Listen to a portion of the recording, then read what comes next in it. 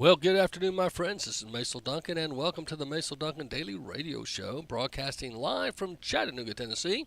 We're with Heartbeat USA Radio and StreetLevelAmerica.com. That has us right now in 30-plus states, Mexico, Canada, and we've had 26 downloads from other countries. There's actually a lady down in South America that told me she uses a language app to watch my show. She speaks another language, but she loves the thought that there's a pastor in America that stands for moral truth. And that's a big compliment to me, and I appreciate that. So I hope you guys are having a great day. Going to talk about a few things. And I know some of this stuff may blow your mind, but there's actually a teacher suing the teachers union, and she's made her way to the Supreme Court. We'll talk about that. And believe it or not, she is pro-police. And they've tried to silence her views because she doesn't go with their, their agenda. The other thing we'll talk about today is Ray Epps. You may have heard of Ray Epps. He's the guy that it's question mark. Now, what's interesting is 60 Minutes did a documentary on him, and you're thinking, how could an average Joe Blow get so much attention from the media when they kept him in hiding for nearly 2 years? We're finding out Ray Epps called the FBI on the 8th and ratted out several other people to the FBI. And he was a part of one of the Patriot groups that is now being trialed. Was he a plant? Was he a coward? Or he's an FBI payroll? He's one of the three. We'll find out. We got some other things going on. Don't forget, Caitlin Clark is knocking it out. Did you know her jersey's the #1 selling jersey ever? Think of any athlete you think of. She has now sold more jerseys than any professional athlete, and she's not even hit the court as a professional athlete officially. She just got drafted by the WNBA, and on the night of her draft, her jersey sold so many that she outsold the whole Dallas Cowboys roster. Yes, the whole roster. Dallas Cowboys is the #1 franchise, and their merch sells all over. And all their players together combined in 1 year, she beat them all in one night. Plus, they keep selling. Caitlin Clark, quite the phenomenon. We'll see what happens with that. Got some more stories for you. We'll get to that. Got some polls for you and some other updates. Some folks are very curious about Fetterman. Fetterman. Now, I'll quickly announce this. We'll talk about it later in the show. But Fetterman, as you guys remember from Pennsylvania, was the senator who wore a hoodie like I'm wearing today. Kind of looked a little slouchy. He beat Dr. Oz, who is very professional, supposed to be super educated, right? Fetterman versus Oz. Everyone thought Oz was going to win in a landslide, but Fetterman pulled it out. But Fetterman was mumbling, couldn't complete sentences. It's obviously he either had a stroke or something. Fetterman goes in for some treatment, comes out. Now he talks like a conservative on some issues, and he's actually standing up for America and says these people that are chanting a death to America, they need to go. The other thing, which is a shocker, he's actually nominating, I can't believe it, Mitt Romney to be the president of one of these crazy colleges. And I'll tell you which one when we get to that story. Mitt Romney, who is supposedly the former presidential candidate for the GOP, the senator for Utah. His father was the governor, I believe, of Michigan. Am I correct? And so you are deep GOP rooted. Now, I think they were some Democrats in the past. But anyway, being nominated by Fetterman to be a college president, that could be interesting. So we'll see. Well, I'm going to start off with Fetterman takes aim at Columbia and President amid protests, do your job or resign. Now, this may shock some of you, but here is Fox News and see what you think. The New Haven Police Department says 47 anti-Israel protesters were arrested. The university adding, quote, students who were arrested also will be referred for Yale disciplinary action, which includes a range of sanctions such as reprimand, probation, or suspension. And the president of Columbia University now facing bipartisan calls to resign over her handling of the anti-Semitic protest on her campus. Democrat Senator John Fetterman saying the following: these protests, quote unquote, are anti-Semitic, unconscionable, and dangerous. Add some tiki torches, and it's Charlottesville for these Jewish students. To Columbia President Manoush Shafik, do your job or resign so Columbia can find someone who will. Meantime, New York Congresswoman Alexandria Ocasio-Cortez is praising the anti-Israel protesters, calling them peaceful during an Earth Day event with President Biden. Listen.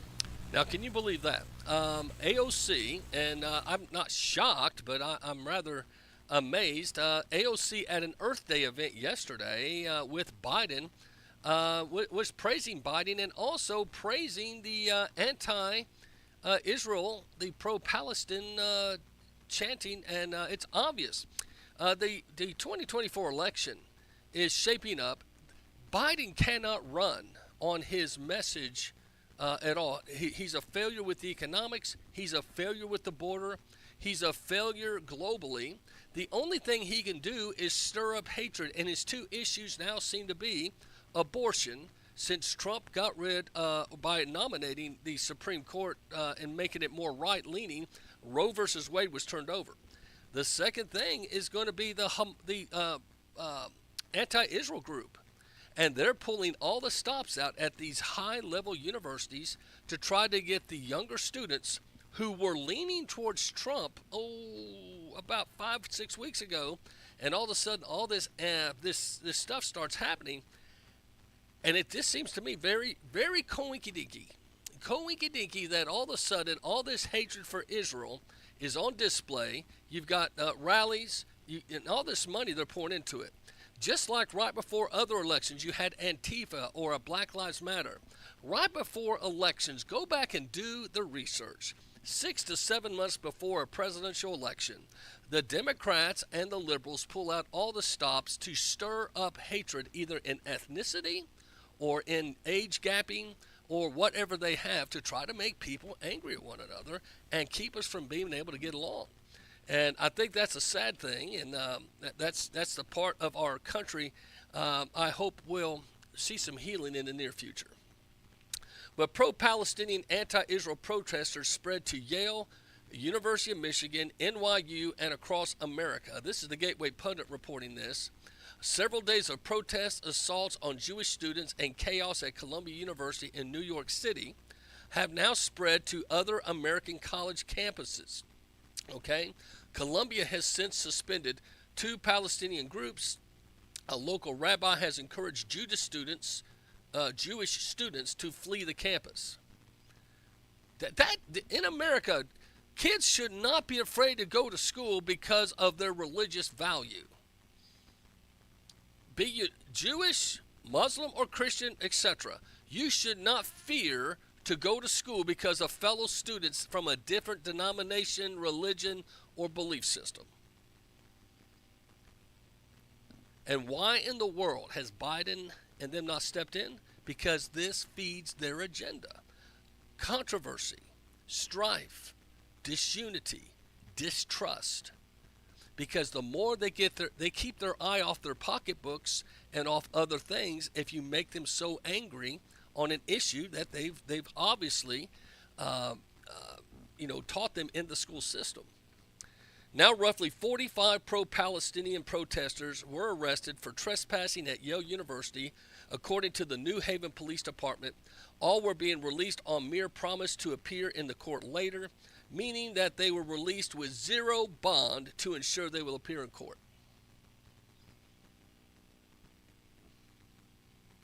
You think they would do that for, say they arrested some folks that were pro-lifers at an abortion clinic? Oh, heck to the no. They would make them put up bond, mortgage their houses and their livelihoods. This system of justice in this country is whacked. This comes on the wake of 108 pro-Palestinian demonstrators at Columbia University arrested for setting up a tent city on the campus last week. Dozens were arrested at the pro-Palestinian demonstrations at Yale and New York universities as students protest concerning Israel's Gaza war continues. Now, I've got to ask you something. Is anybody shocked or rude that this is all happening in New York? Hello? Think about it. I'm just saying, think about it. Will we see a tie in the future with sanctuary cities and these pro-Palestinian revolts, because the border's been open not just at the southern border, but the northern border. And what's the closest sanctuary city at the northern border for most of them? New York City. And Mayor Adams actually said that. I played the clip a few weeks back where he said, plural, our borders are wide open and we can't sustain them. And he said something kind of derogatory about Biden, if you remember, claiming Biden wasn't sending enough help. The next thing you know, Mayor Adams is on a plane to D.C., had to turn around because the FBI was raiding his one of his staffers. Well, he kind of got back in line. He made another derogatory remark, and the FBI raided another campaign area of Mayor Adams. So the Democrats, I think, have got their bully system in place, especially if you are in a major leadership role in either Congress, Senate, or a major Democratic city. You better toe the line, or they're going to send somebody to rattle your cage.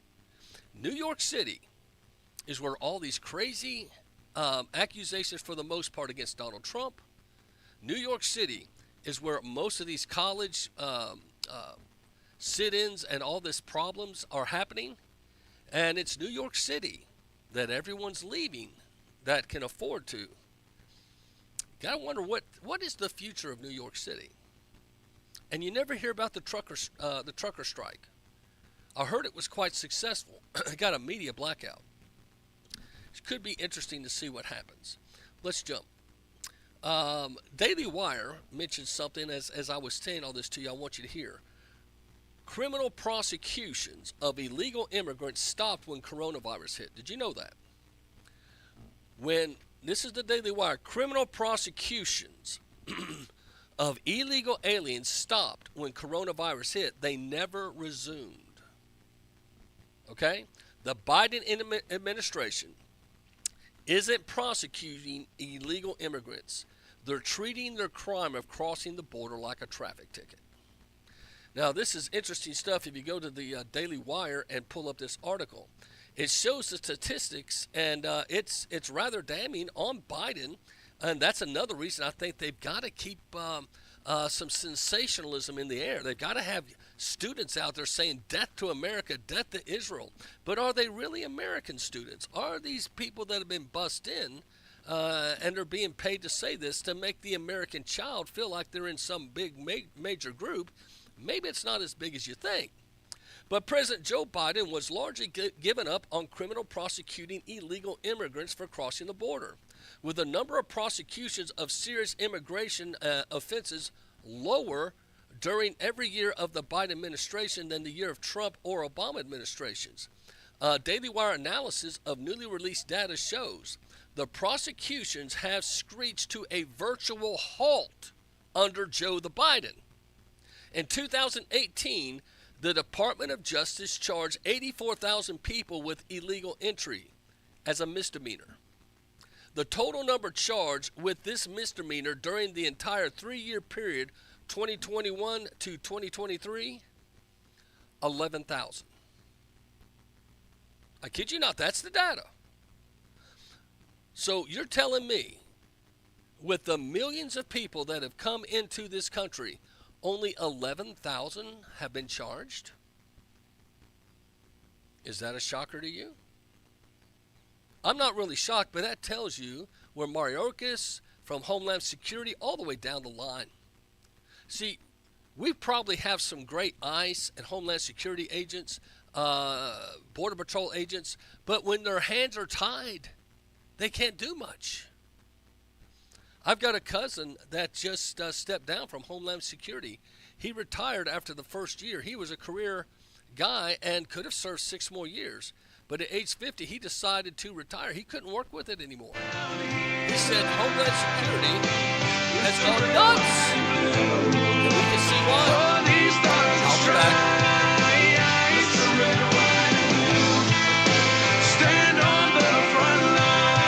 This is Macil Duncan. If you'd like to help us feed the hungry, you can go online today at www.appletonbaptist.com. That's appletonbaptist.com and help us feed the hungry. We're feeding right at 3,000 people or more a month, one time. We do that by giving out food at our food pantry, but also going downtown to the tent cities and a lot of veterans and homeless people. So again, help us feed the hungry at www.appletonbaptist.com. Attention business owners, have you already filed for your employee retention credit with the IRS? As reported in a major financial paper, the IRS will be slowing down ERC checks. You could now be waiting several months to a year plus to get your ERC money. We can help you get it within 10 days. As long as you've already filed for your ERC with the IRS, we can advance you the money. Finance ERC has already funded millions of dollars in ERC money. You don't need to wait to get your money. We can get it to you within 10 days. Again, if you've already filed your employer retention credit, we can help you get the money in your bank account within 10 days from today. But you need to call right now while time is on your side. Here's our number. Not available in all states. 800-570-7651. 800-570-7651. 800-570-7651. That's 800-570-7651. Life insurance is one of those things that just about everybody needs, but few people actually have. Hey, if you die unexpectedly without life insurance, guess what? You'll leave your family with even a bigger mess. Life insurance will help replace your family's income. It'll help cover burial expenses. Life insurance can even help pay off debt like credit cards and medical bills. Life insurance can even pay for college. And if you own a business and you die, life insurance can help your business from collapsing. It can even help cover estate taxes. Life insurance has never been more affordable and needed. Plus, you can always shop around even if you have a plan and save some money. So call the Life Insurance Quote Line right now for free pricing information. 800-932-3721. 800-932-3721. 800-932-3721. That's 800-932-3721. If you're a diabetic, we have great news. You can end the painful finger sticks with a new CGM. Plus, they may be covered by Medicare, Medicaid, or private insurance. If you use insulin or have had hypoglycemic events, you may qualify. Call US Med now to learn more. 800-803-3771. 800-803-3771. 800-803-3771. That's 800-803-3771.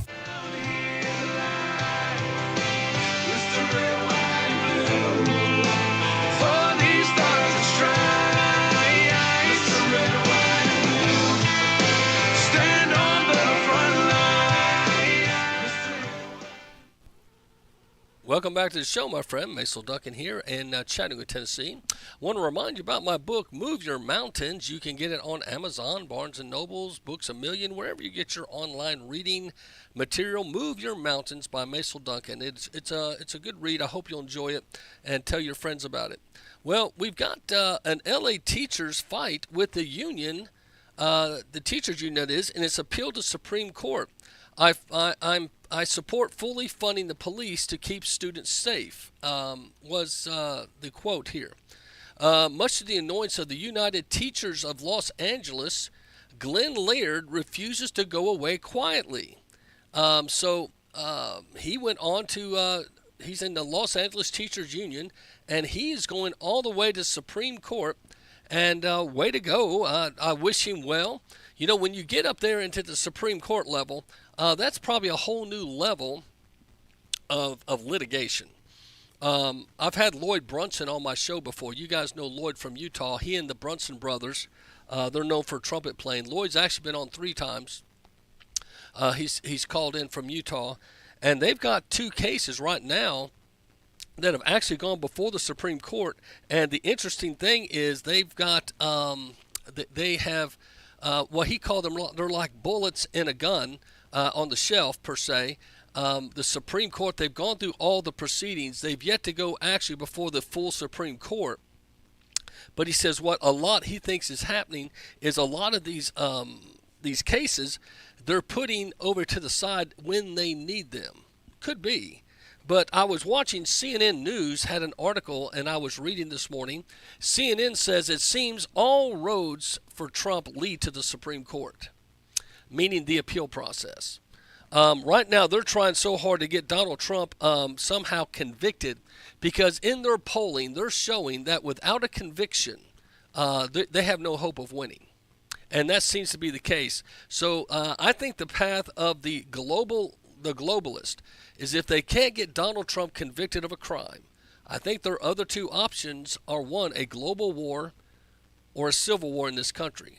I'm not saying I want that, but they're trying very hard to agitate us against one another. It happens. And as we're getting closer to the election season, I implore you to be a peaceful-minded Christian, be a peaceful-minded citizen. It's okay. It's one thing. The Bible even says, blessed are the peacemakers. To make peace, though, sometimes you have to go in and be firm and tough. Sometimes you have to have conflict to have peace. Savvy?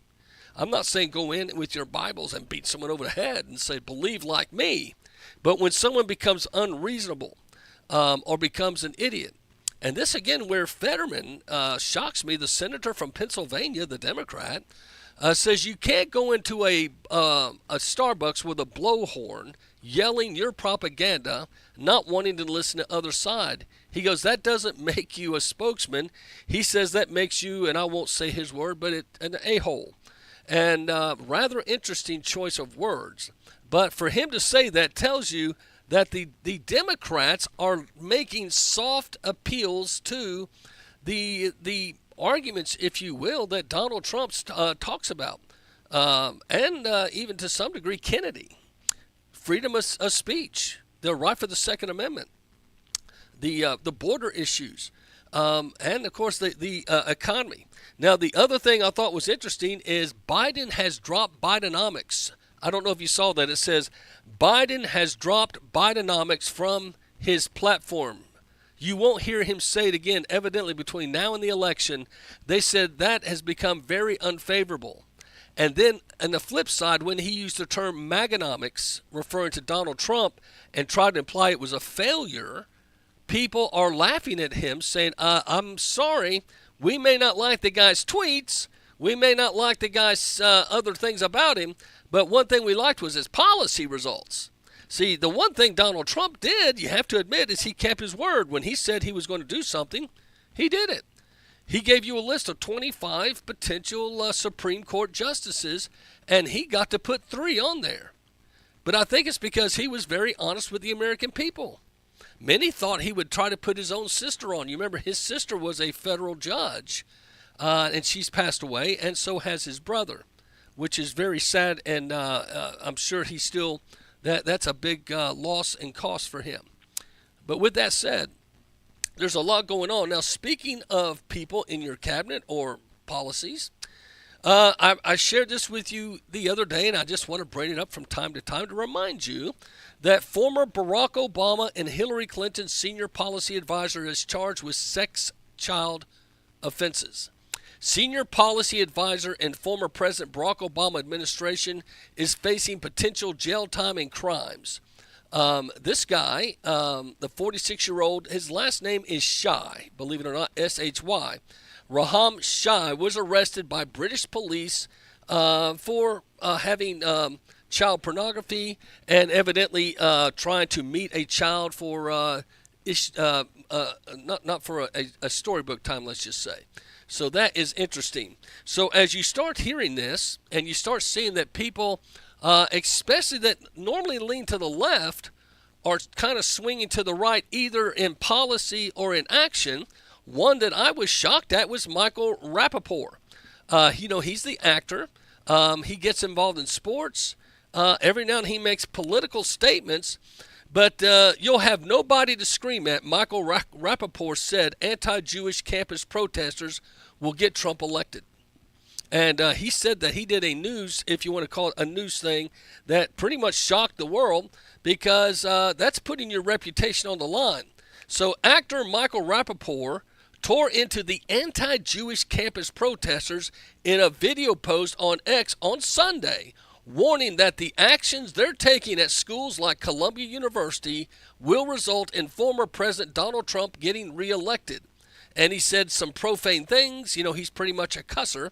But the anti-Jewish screaming on college campuses will be worth screaming when Trump wins in November. And this includes everybody who's silent about it right now. So he basically took a stand for Israel and said, while you're praying during the Passover and etc., he says, pray for the country. But then he drops a lot of F-bombs, B-bombs, and things I just can't repeat on the air. So he said, and historically, Google me. You know how I feel about blank Donald Trump. But it would be worth the screaming, the crying, and the yelling, he continued. I can't wait to see those blanking protesters come November when Donald Trump wins, because you effing little... I'm not going to go there. So they actually turned a guy that hates Donald Trump into now supporting Donald Trump. I got to tell you, now Frank Luntz said this not too long ago on CNN News, and I think a lot of folks on CNN News were not happy with him, but he said that if they continue with the prosecutions of Donald Trump in these heinous circus court type trials, he goes, you're going to not just let him win, he's going to win big. Now the polling in some of these cities, now Donald Trump is up, and now this is a CMI poll. He is up among black citizens right now that can vote. He's up 32% from what he was when he ran in 2020. Now to be up 32% among the black, if that holds, the election's over. If Donald Trump can win just 22% of the black vote in the inner cities, they said that's it. Now what we're going to find out probably in the near future, there's going to be a lot of things trying to be thrown at the African-American population by Biden. He's going to try to remind you, because remember, he's the one that said, if you don't vote Biden, you're not black.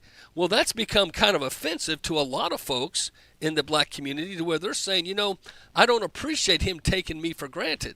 The thing that's really irking a lot of the inner city people is that Joe Biden is allowing so much money and funds to go to illegal aliens, when so many of the inner city people of color have cried out for this kind of help, and they've always said, oh, you don't qualify or you can't have it.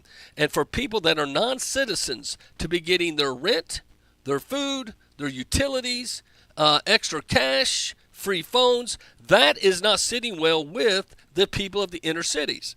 And the poll that I've just got now, the USDA and not USDA, the USA report said that inner city African American and people of color, 62% said they're very angry with the Biden administration at this time. Now that's pretty big time. If you have 62% agreeing that they're angry with the Biden administration. Now, that doesn't say 62% said they'll vote for Biden, for Trump. They're just saying they're angry with Biden at this time. So, over the next 5 months, don't be surprised if you don't see some inner city initiatives that are long overdue. Long overdue. I think there's going to be a lot of folks that want to say, hey, I would like to see my city's healthy again, vibrant again, safe again. Mayor Giuliani is famously known for cleaning up New York. That's the thing that got him in and kept him in the terms he was allowed to serve. Now, in New York, I think it's 2 or 3 terms. You can't serve but so many terms. Mayor Adams, I believe, is coming close to being termed out. Now, the sad thing is most of those that would lean Republican or vote for that probably have left the city. I believe New York is going to be pretty much left to the far left leaning people. Even somebody that said he didn't want to leave was Sean Hannity from Fox News. He's left. A lot of folks that just they can't stand the politics, the taxes, and the crazy laws that they have. Did you know in New York they passed a law, Hochul has, if they suspect you of having a virus, they can detain you for 2 weeks, even if you're visiting. You're not a citizen of New York. That's pretty strong-armed. This is Macil Duncan. My new book, Move Your Mountains, Learn the Journey of Faith That Can Overcome, is available on Amazon, Barnes & Noble, Books A Million, Lifeway Books, Thrifty, wherever you get your online material. Move Your Mountains, Learn the Journey of Faith That Can Overcome. Don't forget my radio show is every day, 3 to 6 p.m. on the Street Level America and U.S. Radio Today Heartbeat. We're in 32 states and multiple countries, and thanks so much. Move Your Mountains, by Macil Duncan. Hey, listen, are you a 50-year-old person looking for term life insurance? Then you need to talk to Bob. Bob specializes in helping people find $1 million or more of term life insurance for a couple of $100 a month. Look, you need to know there's a price war in the term life insurance business, and you may be paying too much. Call Bob, and he'll shop and see how much money he can save you. Look, this could be the last term life insurance policy you ever have. Your rates are guaranteed for the next 20 years. That's right, guaranteed level rates for the next 20 years. And if you're a smoker or your health is not perfect, Bob has great rates for you too. So for $1 million of term life insurance coverage for a couple of $100 a month, call Bob right now. 800-957-6062. 800-957-6062. 800-957-6062. That's 800-957-6062. Paid for by Term Direct. This is Macil Duncan. If you'd like to help us feed the hungry, you can go online today at www.appletonbaptist.com. That's appletonbaptist.com, and help us feed the hungry. We're feeding right at 3,000 people or more a month, one time. We do that by giving out food at our food pantry, but also going downtown to the tent cities and a lot of veterans and homeless people. So again, help us feed the hungry at www.appletonbaptist.com. Attention, business owners. Have you already filed for your employer retention credit with the IRS? As reported in a major financial paper, the IRS will be slowing down ERC checks. You could now be waiting several months to a year plus to get your ERC money. We can help you get it within 10 days. As long as you've already filed for your ERC with the IRS, we can advance you the money. Finance ERC has already funded millions of dollars in ERC money. You don't need to wait to get your money. We can get it to you within 10 days. Again, if you've already filed your employer retention credit, we can help you get the money in your bank account within 10 days from today. But you need to call right now while time is on your side. Here's our number. Not available in all states. 800-570-7651. 800-570-7651. 800-570-7651. That's 800-570-7651.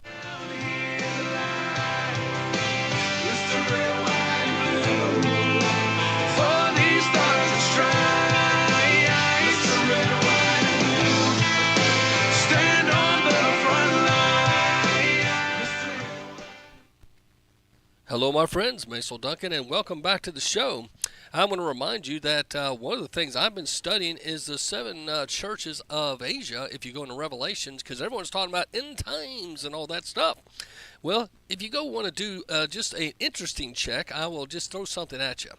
Go look at the seven churches of Asia Minor, and the interesting thing, they were part of a large trade route, and they were the larger churches.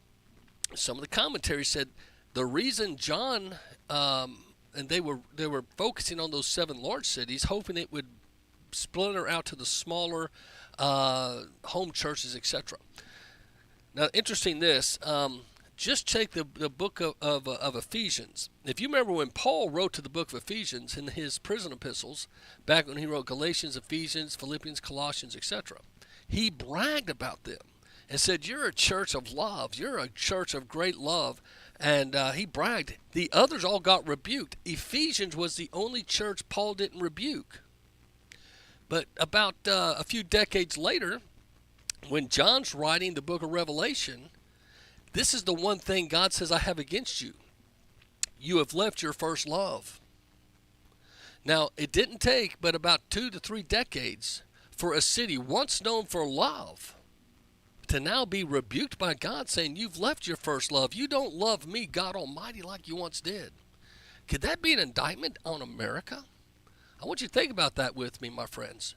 How long does it take to take a city or a country that once was known for loving God to losing that first love.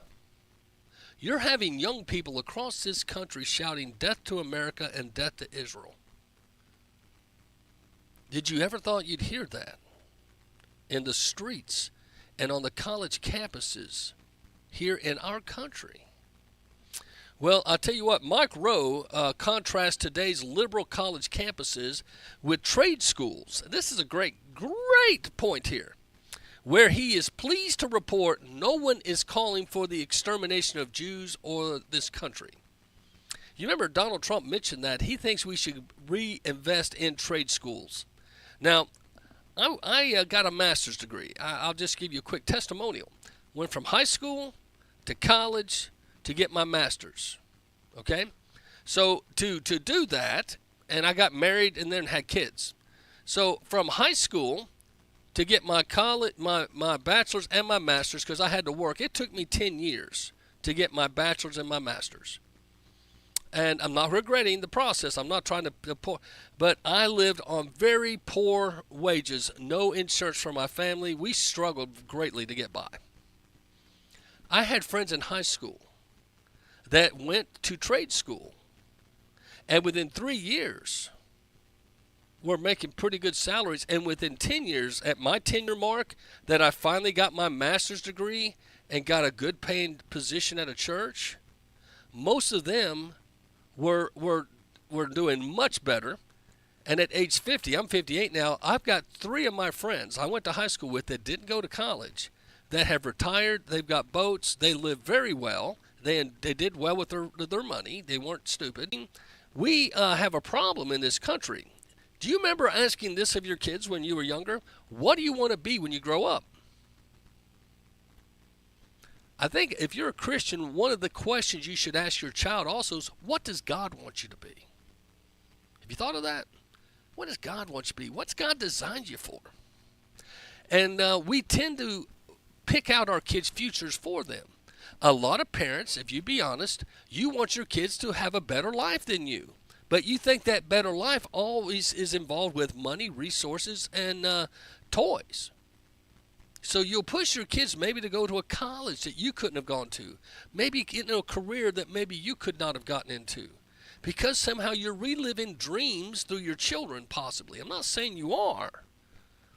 But there's nothing wrong with sending kids to trade schools. Let them learn a valuable trade that helps this country, helps the community, and lets them put bread and food on the table and lets them do well. But Mike Rowe, he says he contrasts today's liberal college campuses with trade schools where he's pleased to report no one's calling for the extermination of Jews or death to America. Mike Rowe, the former host of the popular TV show Dirty Jobs, has a way of telling it like it is. He has consistently criticized, America's dependence on higher education as the only path to success. And I agree. In 2008, Rowe created the Mike Rowe Works Foundation to launch a national PR campaign for skilled workers. The website shares America has become slowly but undeniably disconnected from the most fundamental elements of civilization: food, energy, education, and the very nature of work itself. For almost 30 years, America was convinced itself that the best path for most people is an expensive 4-year degree.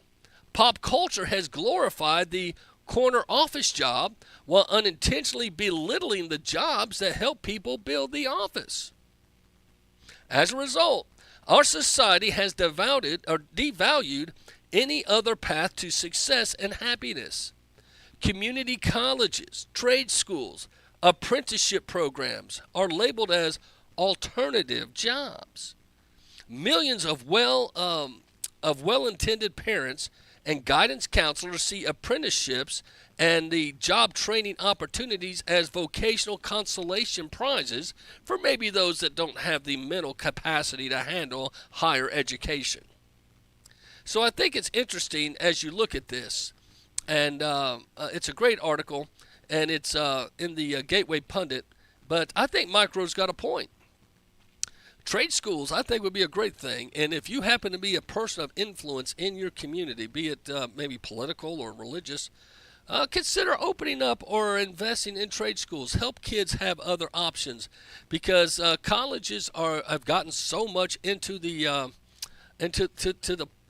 I mean, it's not even political anymore. This is a globalization, socialization, mind blank washing. Let's just be honest. They're teaching our kids to hate capitalism. They're teaching our kids to hate the religion, the founding fathers, to hate the flag. It's a complete anti-American. And you think it's all by accident or some new enlightenment? Heck to the no. There is an element in the world that wants America to fall, because if America ever falls, my friend, we're the last bastion of freedom. If and when America stops being America, get ready, the globe will suffer, and it will suffer badly. Yes, I know there's God, and I'm not saying that God can't come in, but it also talks about end-time issues, and you can go read that for yourself. Well, a giant Laken Riley billboard truck circles the Biden speaking venue in Tampa. Remember Laken Riley. This is huge. It's a truck that has an illuminated 3D view on either side of the back of the truck. Remember Lincoln Riley. Joe Biden on Tuesday arrived in Tampa, Florida, to attack the 6-week abortion ban during remarks in Hillsborough Community College, Dale Marbury campus. Biden is hoping to shore up Gen Z votes in Florida by attacking the state's 6-week abortion ban that goes into effect May 1st. A giant Lincoln Riley billboard truck circled Biden's speaking venue. The 22-year-old Lincoln Riley, a University of Georgia student who had recently been murdered by a Venezuelan illegal. Okay, now this truck, surfaced, and according to the affidavit that was unsealed, the barbaric savage murderer Lincoln Riley disfigured her skull. Okay, so she wasn't killed. Not that killing can be graceful. She was beaten, raped, and after she was dead, they continued to beat her body to where she had a closed casket. Now, I'll go back to the report I shared with you earlier. Criminal prosecutions of illegal immigrants has stopped when coronavirus hit, and they've never resumed. The Biden administration isn't prosecuting illegal immigration. He's treating crime of crossing the border like a traffic ticket. Since Biden's been in office, they've only had 11,000 prosecutions. That's 4% of what happened when Trump was president, just in case you were wondering.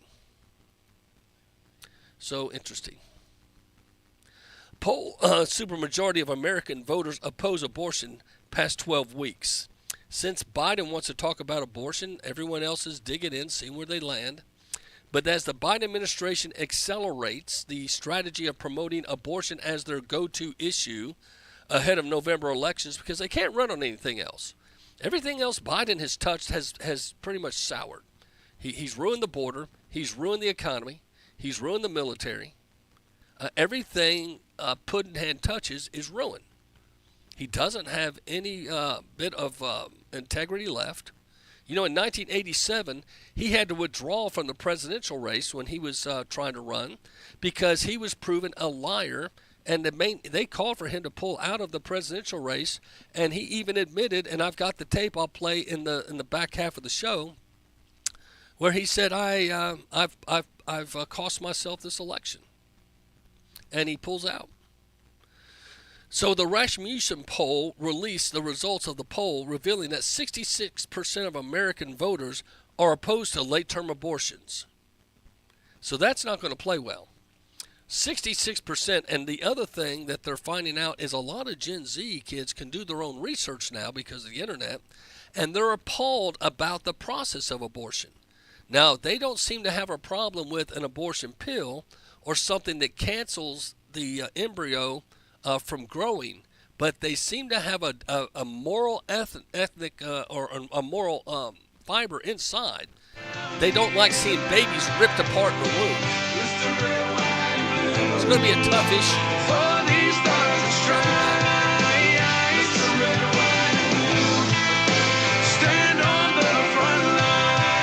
Now you can fly anywhere in the world and pay discount prices on your airline tickets. Book a flight today to London, Paris, Madrid, or anywhere else you want to go and pay a lot less guaranteed. Call the International Travel Department right now at Low Cost Airlines. 800-708-3092. 800-708-3092. That's 800-708-3092. This is Macil Duncan. My new book, Move Your Mountains, Learn the Journey of Faith That Can Overcome, is available on Amazon, Barnes & Noble, Books A Million, Lifeway Books, Thrifty, wherever you get your online material. Move Your Mountains, Learn the Journey of Faith That Can Overcome. Don't forget my radio show is every day, 3 to 6 p.m. on the Street Level America and U.S. Radio Today Heartbeat. We're in 32 states and multiple countries, and thanks so much. Move Your Mountains, by Macil Duncan. Hey, listen, are you a 50-year-old person looking for term life insurance? Then you need to talk to Bob. Bob specializes in helping people find $1 million or more of term life insurance for a couple of $100 a month. Look, you need to know there's a price war in the term life insurance business, and you may be paying too much. Call Bob, and he'll shop and see how much money he can save you. Look, this could be the last term life insurance policy you ever have. Your rates are guaranteed for the next 20 years. That's right, guaranteed level rates for the next 20 years. And if you're a smoker or your health is not perfect, Bob has great rates for you too. So for $1 million of term life insurance coverage for a couple of $100 a month, call Bob right now. 800-957-6062. 800-957-6062. 800-957-6062. That's 800-957-6062. Paid for by Term Direct. If you're a diabetic, we have great news. You can end the painful finger sticks with a new CGM.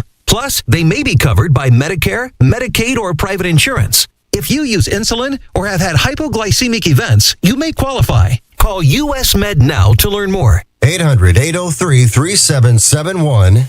800-803-3771. 800-803-3771. That's 800-803-3771.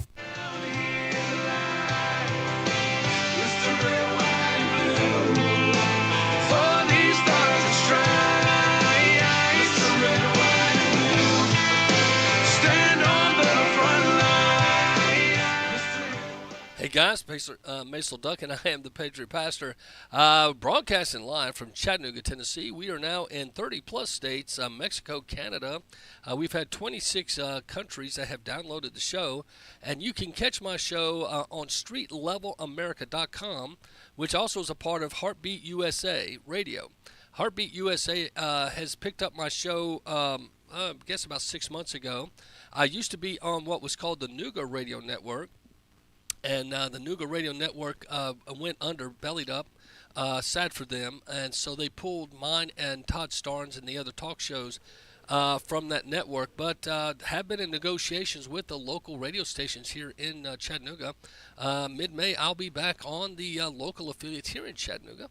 But we are still in several stations, and we appreciate Alabama SGM that carries us live. Pastor salute to Alabama, very conservative state.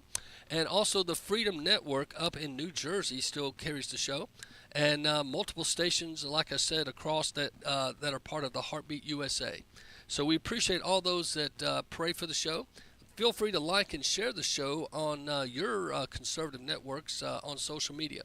We are on Rumble, X, Locals.com, Facebook, True Social, and some others. I believe they're starting a YouTube channel. I really love this Street Level America group. They set this studio up here in my office so I don't have to travel. Saves me a lot of valuable time for ministry, because one of the things we like to do is feed the hungry. As a pastor of a church here in Chattanooga, one of the things we did when I got here in my 7th year is we prayed for a facelift. How can the church do something that's a little different? Because let's be honest, a lot of churches worry about how many you can get in on a Sunday, and they get their total value net worth of how many people are in their building. I pause because that really, I don't think God's in heaven going, wow, woo, look who won the attendance bingo for the day.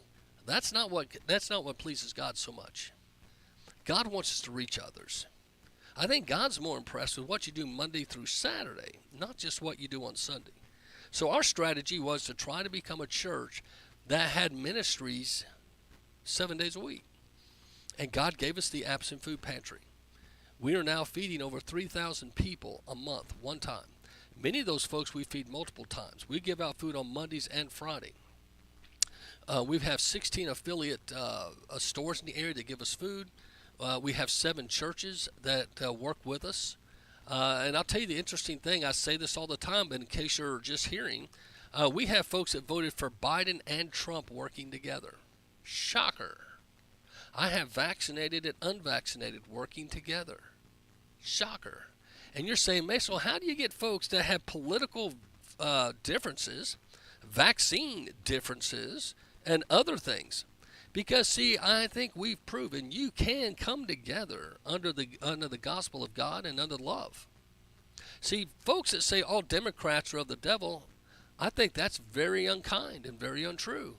Just like folks that say all Republicans are of the devil. See, there's got to come a time where you do a little checkup from the neck up and say, instead of me pointing my finger at everyone that doesn't vote like me, look like me, smell like me, and agree with me, maybe I should start looking at the 3 fingers pointing back. See, when you point at someone, there's 3 fingers pointing back. Maybe I should do a little valuation of me. Now, my sermon this past Sunday, I talked about self-examination. We all have to, at times, examine ourselves and say, what am I doing that might be offensive? What am I doing that may be missing the mark of the call of God? Now, some of you say, well, Macil, you talk about politics. That's something I enjoy. Evidently, others do too. We've got over 50,000 viewers on Facebook alone, and we appreciate that. On all of our channels and all the others, we're averaging about 75 to 80,000 viewers per show. And we're grateful for that. That's not even including the lives. So there's something out there. I think folks want to hear from someone that's not going to tell them a bunch of minutia. That's not who I am. So I want to encourage you to find a faith family, find a church. And what I mean by that is a group of people that love the Bible, love God, and say, I want to help others. I'm not worried about my titles. I'm not worried if I get nominated king. You're not running for prom king or prom queen at church. If all you're worried about is getting your name in the bulletin or on the web page, then you got a problem. It's not about you. It's about God. It's about others. Remember when Jesus was asked, tell us the greatest commandment.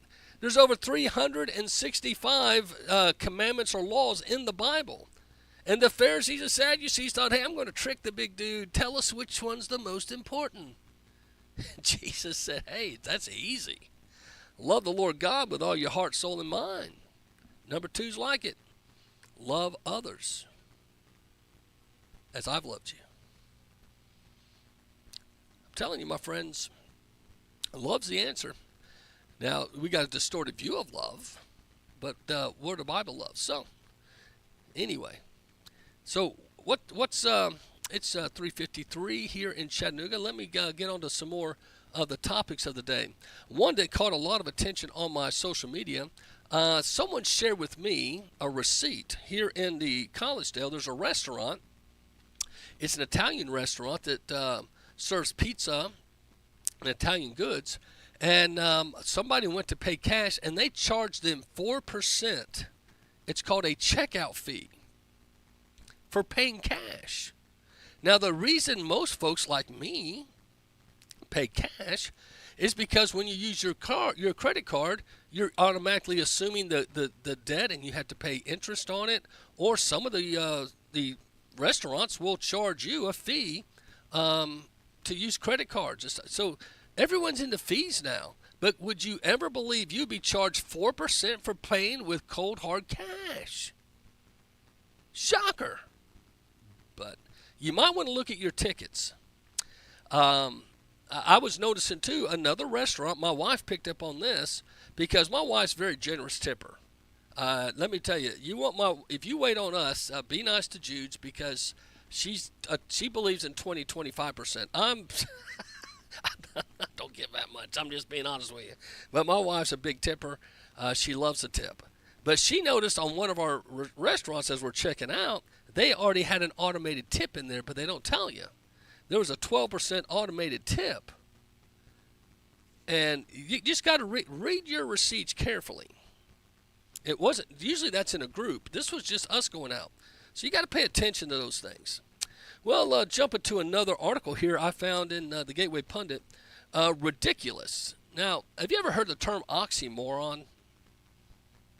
This, I can't believe this. Saudi Arabia now tasked with leading gender equality.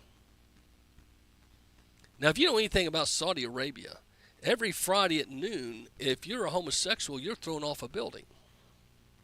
Please, Mr. and Ms. Liberal, try to prove me wrong. But recently, the ambassador was elected as chair of the Commission on the Status of Women at the UN. Okay, women don't have rights in these countries, not like in America. That's why I think a lot of women deep down don't like that men are trying to play in women's sports, because they have battled through Title IX to have their independence. With absolutely no resistance from the other members of the UN, that's right, the same global powers that try to virtue signal about a variety of social issues just put in power one of the most gender-restrictive regimes in the world. Saudi Arabia is serving over the, if you want to call it committee, whatever they do at the UN, to look at gender equality. Because not only that, they do not accept transgenderism either.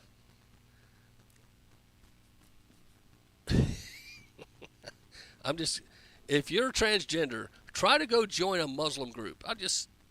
But please do it with a friend. Don't go in there alone. That's all I'm going to say. That's all I'll say. Telegram, I've mentioned to you guys on several cases. I want to remind you of this in case we get new listeners. Telegram is claiming that the U.S. intelligence agency has tried to have backdoors into Telegram. Just like when Elon Musk revealed that they had problems at Twitter when he took over Twitter, now it's X. There was regular weekly meetings with Homeland Security, FBI, CIA, trying to form the news.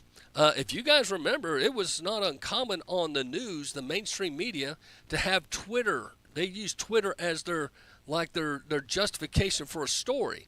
Twitter was, at one time, the meteor, or the monitor, if you will, for what was acceptable. What was the directive, if you will, of the opinion of the people. Well, then Elon Musk blew that up. And he also reported that they had billions of bots that weren't real people. So some people, like Joe Biden, they found he had millions of bots. They weren't real people following him.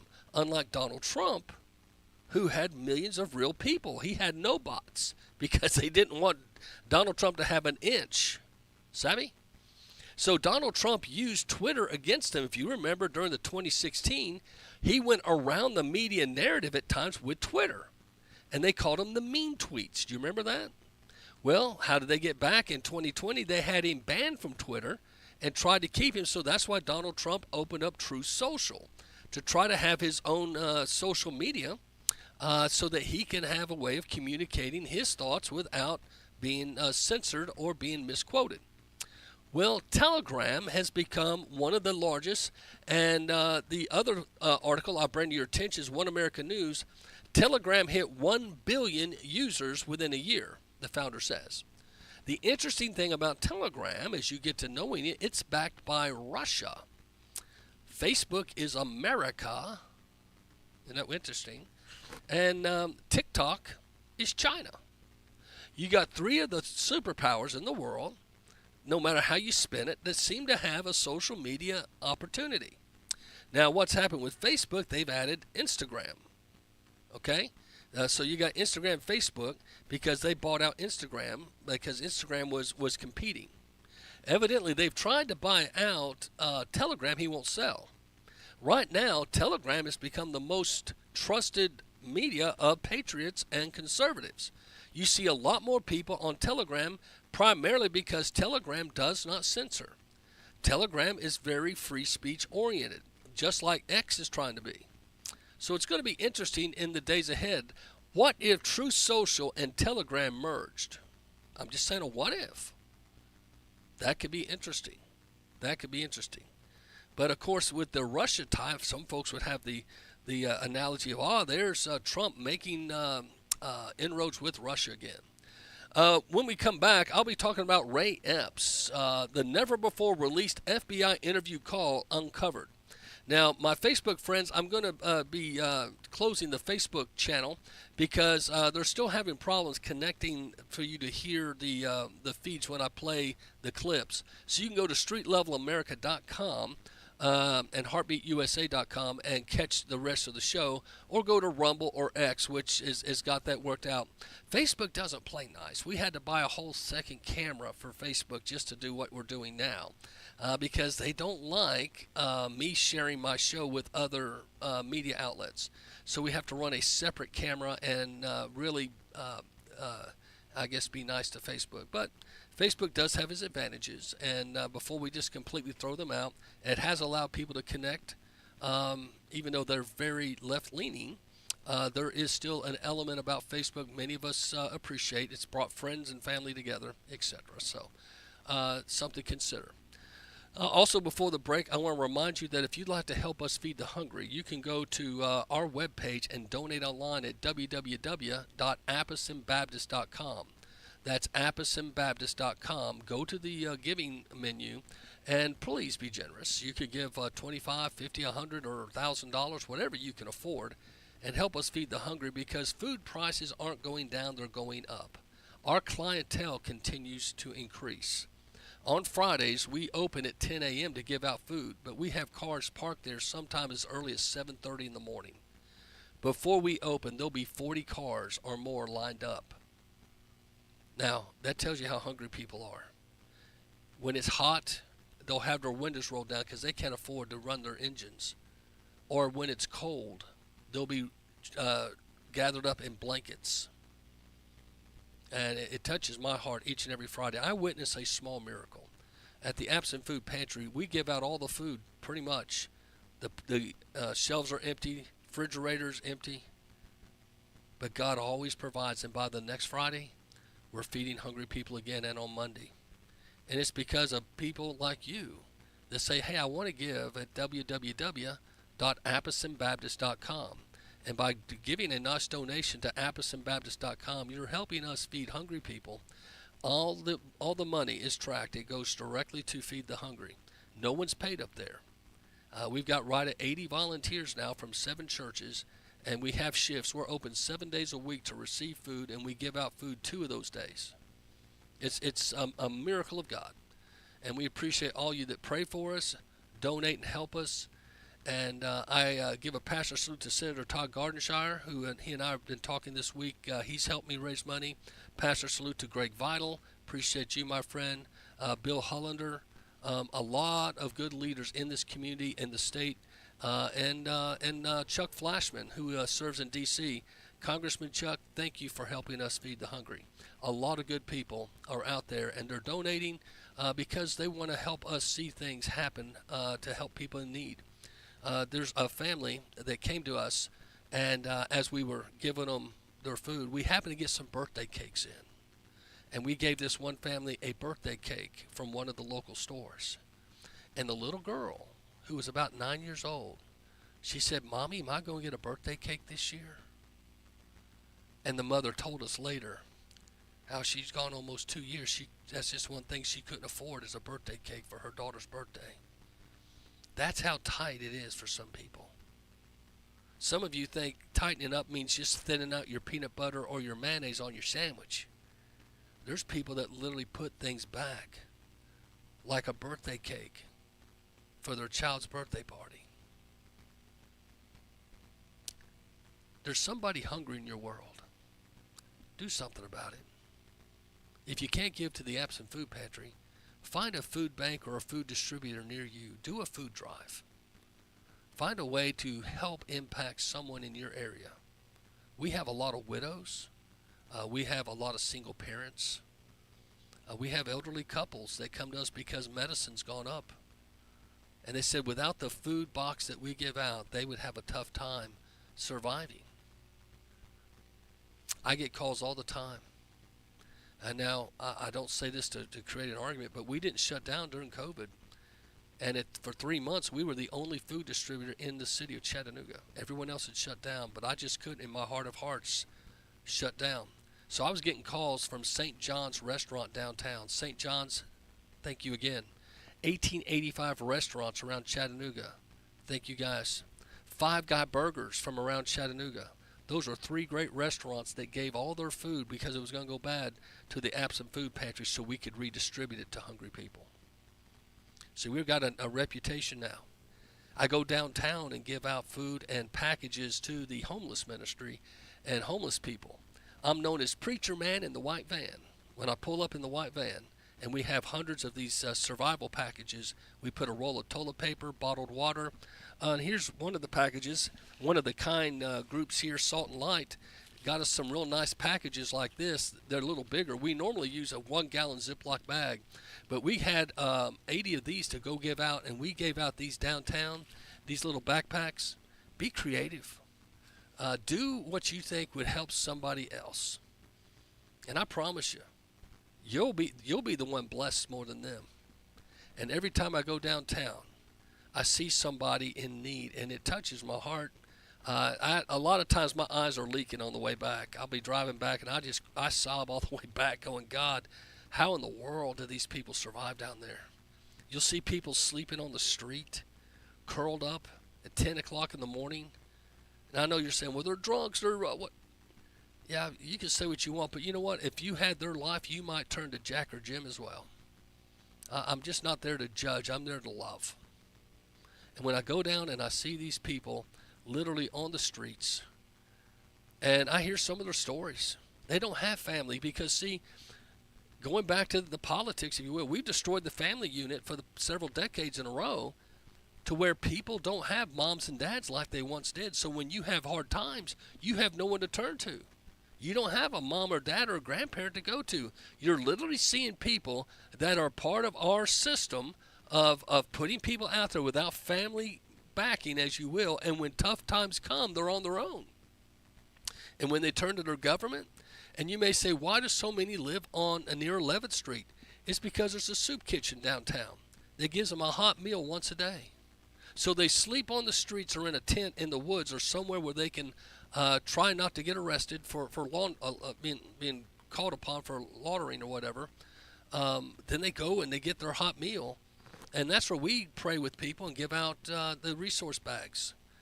Put some toiletry items and stuff in there. So I just tell you all that not to sound like a preacher, which I am. There's a need out there. And we've got churches in Texas. I've heard from Arizona, different parts of Tennessee. There was one in Minnesota that contacted me. They've taken the idea of taking the Ziploc bag and putting articles, supplies in them and giving them out. And it's quite amazing. We just did a new membership class this Sunday, and Sharon, her and her husband Tim, are wanting to join our church primarily because of our homeless ministry. That's their passion. And she gets all these socks from a vendor in the area, and we go down with big bags of socks. You want to have some, go down and give some socks out on the streets. There's some folks out there really hurting. And I know some of you say, well, Macil, I didn't tune in to hear about all these stuff. I just thought, you never know. There's always someone that gets touched when I tell a story that's all true, I promise you. But I'll tell you something else. Watch your neighbors. We're so prideful. We're not going to say, hey, I need help. But you might start seeing some of your neighbors, their hours have been cut back, or maybe one of them have lost their job and are too embarrassed to tell people. But you'll see, you start seeing garage sales that are very frequent. You see people selling cars. They're trying to survive, man. Invite them over for supper. Leave a bag of groceries on their front porch with a kind note. Do something, man. Do something, because there's hurting people out there. Anyway, the break, still got a few minutes. I guess I can jump on one more story here. I think that some of you might like this, might not, but I do. Blaze Media reports that not a religion. Governor DeSantis, and I'm so glad he's gone back to being governor. He wasn't ready to be president, and I wish he hadn't run, because now he's kind of made enemies with some of the MAGA people. We need to heal that bridge. He'll make a great president one day.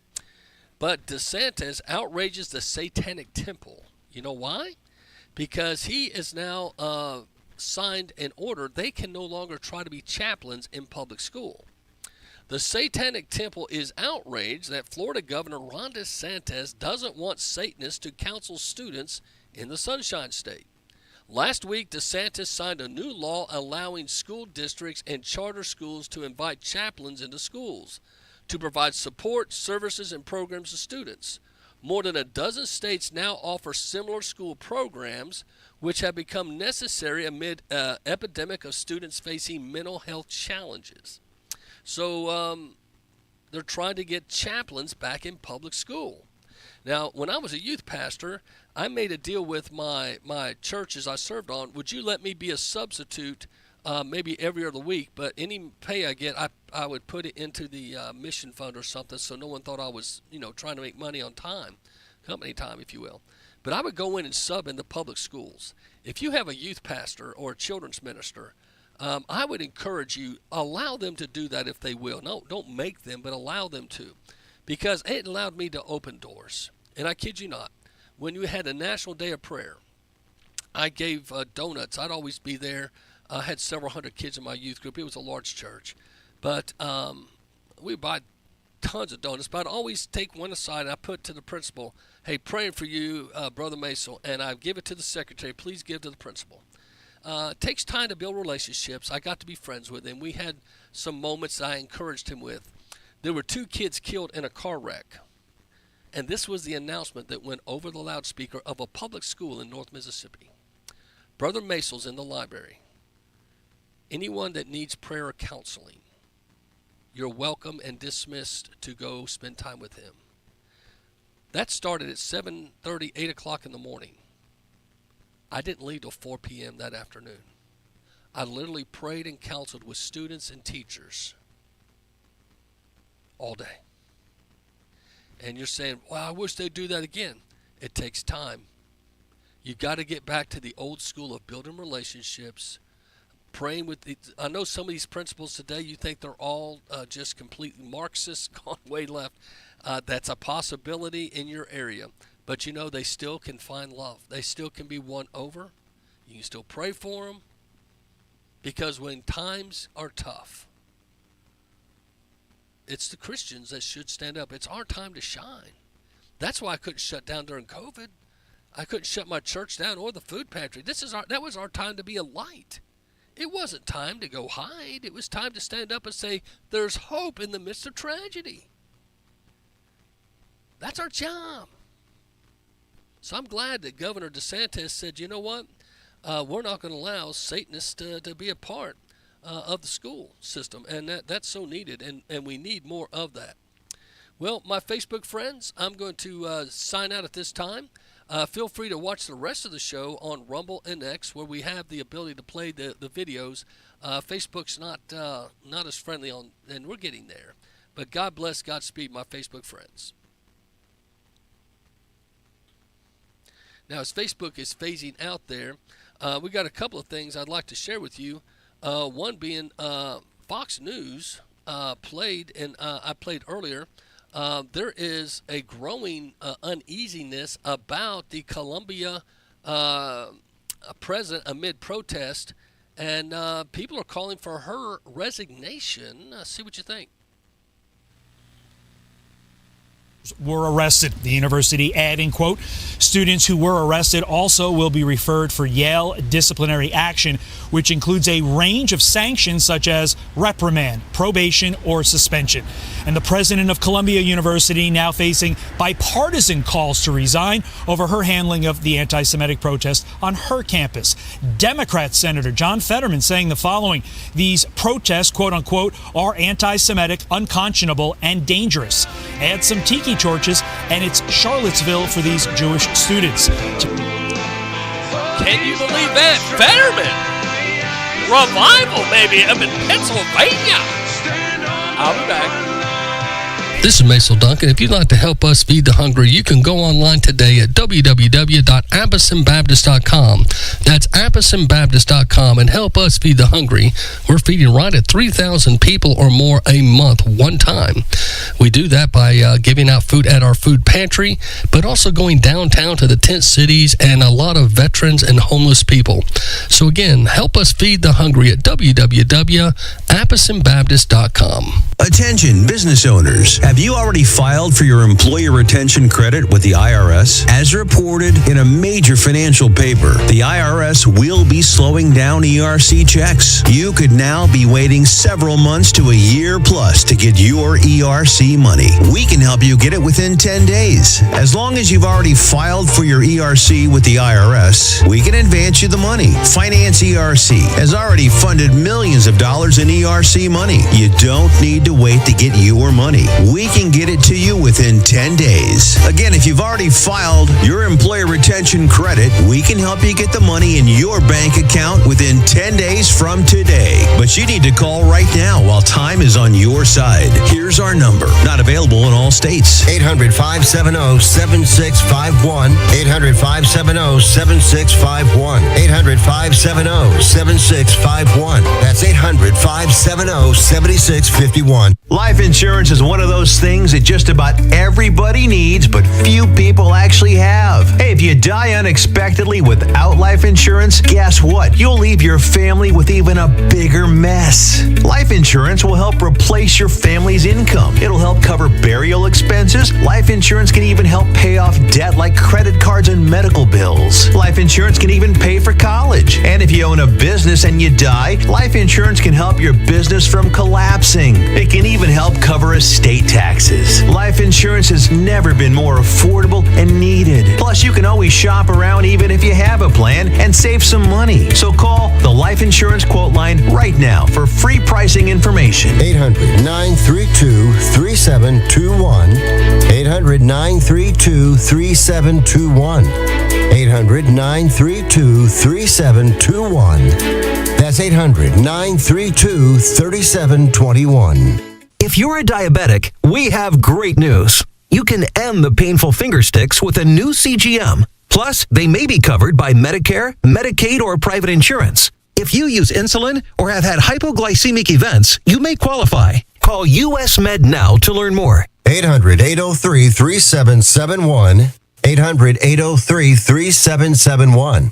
800-803-3771. That's 800-803-3771.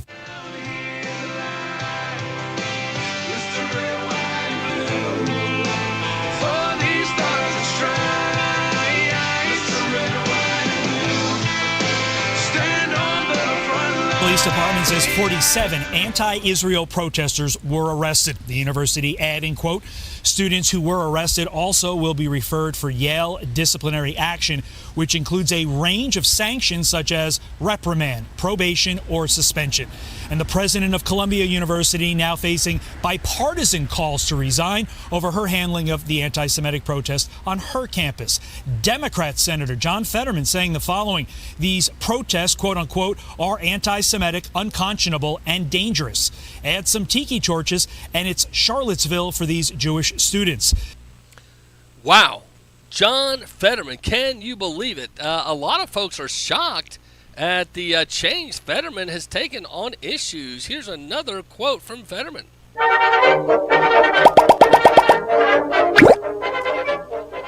But it is not appropriate or legal, or it's helpful to advance your argument if you show up in a Starbucks with a bullhorn and start yelling at people. And that doesn't make you noble, it just makes you an asshole. Ouch. That's Fetterman. Can you believe that Fetterman has turned so, if you want to call it, conservative value-based? Then you have his one of his cohorts up in D.C., AOC, making a stupid statement. See what you think? Do your job or resign so Columbia can find someone who will. Meantime, New York Congresswoman Alexandria Ocasio-Cortez is praising the anti-Israel protesters, calling them peaceful during an Earth Day event with President Biden. Listen. It is especially important that we remember the power of young people shaping this country today. Remember the power of young people. Remember the power of young people. Remember the power of young people. Remember the power of young people shaping this country. Think about that. This is AOC talking about the power of young people shaping this country. They're not stupid, my friends. That's why they're going after the education system and everything they can to control the children. They want their minds. Have you got that? Check it out. Today, of all days, as we once again witness the leadership of those peaceful student-led protests on campus. Peaceful. Tiki torches. They went up to the New York City police, and where does she get her drugs? I just don't know. She is a nut jobberoo. Well, the Jewish students fear safety for their lives, and I think a lot of us know that. And that's what's sad about this, is because a lot of people are not taken into account. They're so worried about the rights of the Palestinian students. What about the rights of the Jewish kids that are actually being told by some rabbis, stay home, run for your lives? The 700 Club has a podcast, CBN News. See what you think. Pro-Palestinian rallies on U.S. college campuses have Jewish students in fear for their safety. As Jews celebrated Passover yesterday, anti-Israel protests reached a fever pitch. Police arrested dozens of protesters at Yale, while Columbia University canceled in-person classes. CBN News Washington correspondent Abigail Robertson brings us more.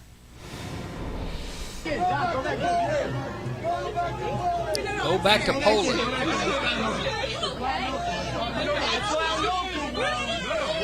On Columbia's campus, Jewish students endured threats with calls to go back to Poland. Here, a demonstrator points at pro-Israel students while holding a sign that reads, "All Qassam's next targets." And a Jewish professor is denied entry to the campus while school officials look on. Did you catch that? A professor was denied entrance by Palestinian students, and officials from the school looked on and said, like, there's nothing we can do about it. That's a problem. You're empowering this hatred. Let's listen again. A sign that reads, "All Qassam's next targets." And a Jewish professor is denied entry to the campus while school officials look on. I am a professor here. I have every right to be everywhere on campus. You cannot let people that support Hamas on campus and me, a professor, not go on campus. Let me in now. Meanwhile, other Columbia faculty members joined protesters chanting "Free Palestine" and calling for the school to divest from companies selling weapons to Israel. So, what do you think, my friends? I said earlier in the show, I don't know about you, but I think they know pretty much Biden can't win. He can't, and Stephen A. Smith, a man of color from ESPN, said, why don't they do it on a mano election, Trump versus Biden? Well, they know he can't win. Biden is a loser. Whether you like it or not, it looks awful suspicious, the 2020 election. But he cannot run on his track record in 2024. Everything he said back in 2021, we are now seeing was fraudulent. I don't see how he makes it. And this is the war room when you're not afraid to state the facts. See what you think. This is a malicious prosecution. It's part of a criminal conspiracy by these Biden Democrats to violate Trump and so many others' civil rights, to interfere in the election because they fear American voters on November 5th, 2024. They know Trump is beating Biden like a drum. Yeah, boy. And they see polling that suggests if they win one of these criminal convictions against Trump, that Biden could beat Trump. And I would say this is going to backfire spectacularly on the Democrats, as we've been talking about, predicting for 20 months now, Steve, since the Mar-a-Lago raid. This is obviously coordinated Democrat lawfare and election interference. Again, Colangelo came from the Biden Justice Department for this one. Jonathan Sue, Biden's deputy White House counsel, waived Trump's claim of constitutional executive privilege going back 250 years to George Washington on behalf of Joe Biden that led to the Mar-a-Lago raid and Jack Smith's 2 indictments, one for presidential records he's allowed to have under the Presidential Records Act and one for the January 6th nonsense. Also, Fannie Willis, big Fannie Willis down in Fulton County, Georgia, hired her dumb, unqualified boyfriend, Nathan Wade. Boom. Roasted. Who actually was dumb enough to put in billing records his meetings where he billed 16 hours of his time, $250 an hour, to meet with the Biden White House, including the Biden White House counsel, before they brought their January 6th indictment for the non-crime of objecting to a presidential election, which is allowed by the Electoral Count Act of 1887 and the First Amendment. That's why Democrats aren't in jail for objecting to Republican wins in 1968, 2000, 2004, and 2016. Joe Biden's fingerprints are on all 4 of these unprecedented republic-ending criminal prosecutions of a former president and leading presidential candidate. And here is Joe Biden back in the day. I'm not sure you should assume I'm not corrupt. What the hell are they going to do? Do they really think that this Democrat judge Juan Merchan and this Soros prosecutor Alvin Bragg and this Biden senior political operative Matthew Colangelo, do they really think that the American people are going to accept that you just put the leading presidential candidate in prison? Not me. And I think a lot more people are like that. But they're pulling out all the stops. I don't know if you heard, X was down. The interesting thing was none of the media covered it today. And I got this from the downdetector.com. If you go to Daily Mail, they were the only one covering that today, and it's more of a gossip magazine, so I was wondering the credibility of this. So I checked some other sources, but downdetector.com tells you when certain radio stations or medias are down. And sure enough, X reports were down, and across the United States and Washington, Newark, Boston, Toronto, Detroit, Chicago, St. Louis, Atlanta, Tampa, Dallas, Houston, Los Angeles, San Francisco, Seattle, up in also Vancouver and Montreal and Toronto of Canada. So why would X be down, and also in Bahamas?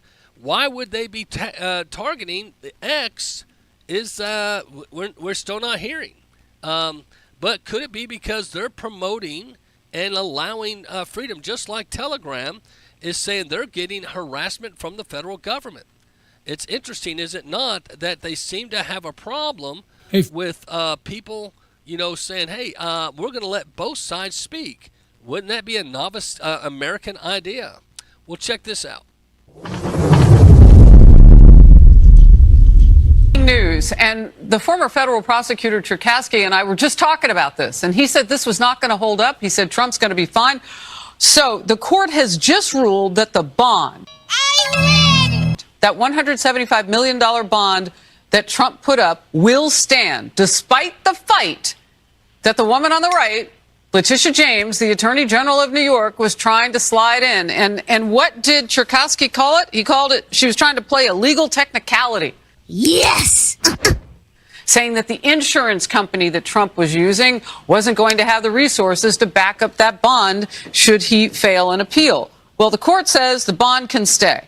$175 million needs to be in cash, not mutual funds or securities where value can fluctuate. Knight Insurance cannot trade or move the money, but they will have control of the account and will provide a monthly financial statement to the Attorney General showing $175 million in cash. So Lolita James failed again. Now, at some point in time, they've got to realize we're looking foolish. Or do they? I don't know. It's rather amazing how these guys still seem to go after Donald Trump time and time again. And you want to know, why do they continue to do this in such a moronic way? And it just doesn't make sense.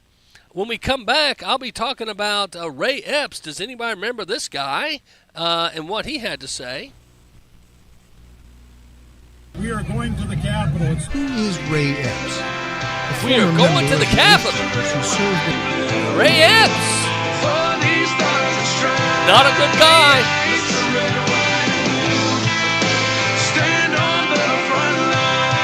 This is Macil Duncan. My new book, Move Your Mountains, Learn the Journey of Faith That Can Overcome, is available on Amazon, Barnes & Noble, Books A Million, Lifeway Books, Thrifty, wherever you get your online material. Move Your Mountains, Learn the Journey of Faith That Can Overcome. Don't forget my radio show is every day, 3 to 6 p.m. on the Street Level America and U.S. Radio Today Heartbeat. We're in 32 states and multiple countries, and thanks so much. Move Your Mountains by Macil Duncan. Hey, listen, are you a 50-year-old person looking for term life insurance? Then you need to talk to Bob. Bob specializes in helping people find $1 million or more of term life insurance for a couple of $100 a month. Look, you need to know there's a price war in the term life insurance business, and you may be paying too much. Call Bob, and he'll shop and see how much money he can save you. Look, this could be the last term life insurance policy you ever have. Your rates are guaranteed for the next 20 years. That's right, guaranteed level rates for the next 20 years. And if you're a smoker or your health is not perfect, Bob has great rates for you too. So for $1 million of term life insurance coverage for a couple of $100 a month, call Bob right now. 800-957-6062. 800-957-6062. 800-957-6062. That's 800-957-6062. Paid for by Term Direct. This is Macil Duncan. If you'd like to help us feed the hungry, you can go online today at www.appletonbaptist.com. That's appletonbaptist.com, and help us feed the hungry. We're feeding right at 3,000 people or more a month, one time. We do that by giving out food at our food pantry, but also going downtown to the tent cities and a lot of veterans and homeless people. So again, help us feed the hungry at www.appletonbaptist.com. Attention, business owners. Have you already filed for your employee retention credit with the IRS? As reported in a major financial paper, the IRS will be slowing down ERC checks. You could now be waiting several months to a year plus to get your ERC money. We can help you get it within 10 days. As long as you've already filed for your ERC with the IRS, we can advance you the money. Finance ERC has already funded millions of dollars in ERC money. You don't need to wait to get your money. We can get it to you within 10 days. Again, if you've already filed your employee retention credit, we can help you get the money in your bank account within 10 days from today. But you need to call right now while time is on your side. Here's our number. Not available in all states. 800-570-7651. 800-570-7651. 800-570-7651. That's 800-570-7651.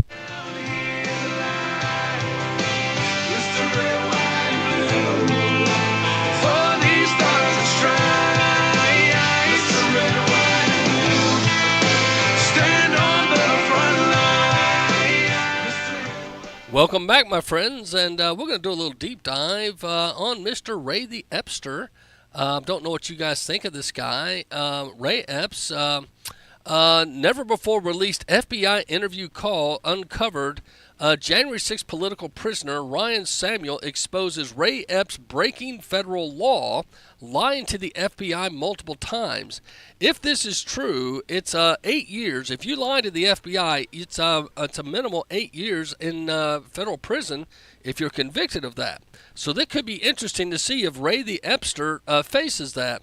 Now, this was the monologue or the beginning of a 60 minutes interview of Mr. Ray the Epster. See what you think of this guy. We are going to the Capitol. Who is Ray Epps? A former member of the Oath Keepers who served in the Marine Corps and was an ardent Trump supporter. Think about that. He was in the Oath Keepers, which was a group that, very patriotic. They were very big in many patriotic rallies going up to January 6th. So you got the Proud Boys and Oath Keepers that were the most notable groups. And they have completely destroyed those two groups and tried to put fear in Americans that you should not stand up for your rights if you're a patriot.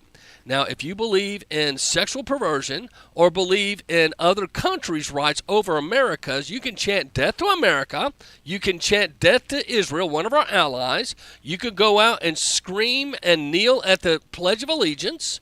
You could do all these things that are anti-American, but if you stand up for America, we're coming to get you. That's what it looks like. And here's a guy that's a former Marine. There's a lot of controversy around Ray the Epster and what's true and what's not. Well, here is a leaked copy of his call to the FBI. I don't know if you know this. On January the 8th, when he got back to Arizona, Ray Epps felt a political duty to call the FBI and make sure he was not misunderstood because somebody told him that his face was on some watch list for the FBI. How would he know that 2 days after January 6th? Anyway, check out the phone call. Because that's not what it was about, and the police are on our side. In fact, I was just trying to convince them not to, because that's not what it was about, and the police are on our side. In fact, tomorrow, I don't even like to say it because I'll be arrested. Well, let's not say it. We need to go. I'll say it. All right. We need to go in to the Capitol. To the Capitol. I don't even like to say it because I'll be arrested. Well, let's not say it. We need to go. I'll say it. All right. We need to go in to the Capitol. This is Ray Epps again. I don't even like to say it because I'll be arrested. Well, on January 5th, the night before January 6th, this is Ray Epps. Think about this. Telling them to go into the Capitol. We need to go. I'll say it. All right. We need to go in to the Capitol. The other interesting thing is when you check out the NPR, the national press release January 6th, which is about 4:30 in the morning. How did they know at 4:30 in the morning? This was the clip. The Capitol, U.S. Capitol has been breached by Trump supporters. How did they know that at 4:30 in the morning something didn't happen till 2, 3 in the afternoon on the 6th? How did they know that 4:30 in the morning? Almost 12 hours before the event. Are we getting played here, Ray Epps? Side. In fact, tomorrow, I don't even like to say it because I'll be arrested. Well, let's not say it. We need to go. I'll say it. All right. We need to go in to the Capitol. He said, I may get arrested for saying it. And the guy said, well, don't say it then. He said, well, I'm going to say it anyway. So he said he might get arrested for it. The guy says, well, don't say it. He says it anyway. We need to go into the Capitol. What was he meaning going into the Capitol? Now, this guy's a big guy, former Marine, a part of supposedly Oath Keepers. Okay. So, can you take my picture down? I'll be arrested. Well, let's not. He's calling the FBI and he's talking to a female agent. He says, can you take my picture down?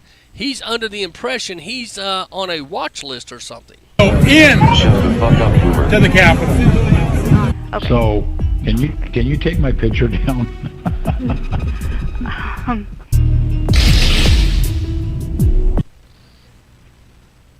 Say that one more time. I'm sorry. I'm a little deaf.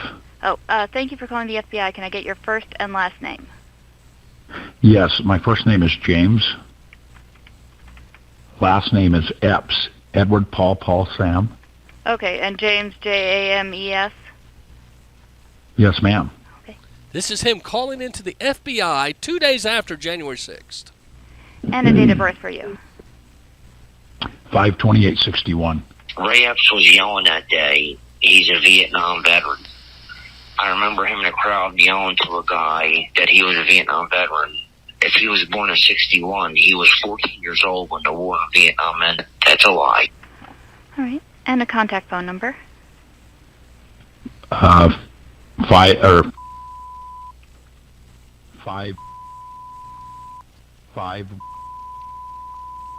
When they first asked him for his phone number, do you see how he stuttered? He gave the first 3 digits, the wrong 3 digits. It was very suspicious. If this was the area code, that's very odd. All right, just to confirm that I have that correct, 48. Yes, ma'am. And is that a cell phone? It is. It is. All right, and an address for you, sir. 20 Superstition Drive, Arizona. Pause. What kind of name is Superstitious Drive? I know. What the 8514. All right, 85. Yes, ma'am. Okay, and what federal violation are you calling? So he is calling in with a bogus phone number and a bogus address that's been checked out. And the FBI takes the call, and it's taped, obviously, because you're hearing this. And listen to, this is a lady FBI agent. I think she even chuckles at him, realizing this guy is a nut. But why is Ray Epps not in jail? To report tonight. Well, my brother-in-law called me and said that my picture is on your website as a person of interest at the Capitol. And I looked it up, and sure enough, there I am. And which person are you at the Capitol? Or which picture? Okay. Can you look? My wife's here. You know what? I'm going to put you on speaker so we can look up this. Just 1 second. Okay. Okay. How do you put on speaker? Okay, here we go. Okay, I got you on speaker. 1 second. She's looking on her phone. Photograph number 16. Okay, photograph 16. Oh, hold on. You're not on speaker. There we go. Photograph number 16. Okay. And were you at the Capitol protests on the 16th? Or on the 6th, excuse me? Yes, ma'am. There's video evidence of him not only at the Capitol, but he's waving people into the Capitol. So this is very interesting that Ray Epps, this clip has now been dropped of this supposed phone call to the FBI on January the 8th, 2 days after January 6th. And his patriotic duty is to rat out others in the pictures. And he starts naming names. So Ray Epps got so famous that 60 Minutes decided to do a full documentary on him. Here's a few minutes of the 60 Minutes about Ray Epps, supposedly a misconfused and misunderstood gentleman. For millions of consumers of conservative news, Ray Epps is a notorious villain, a provocateur responsible for turning peaceful protests on January 6th into a violent assault on the U.S. Capitol. The irony is that Epps was a passionate supporter of President Trump, who went to Washington to protest the 2020 election.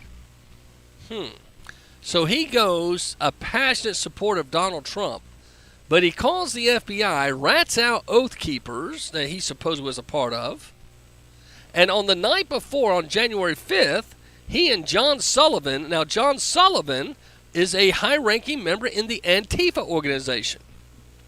I don't think anybody would mistake Antifa as a Trump-supporting organization.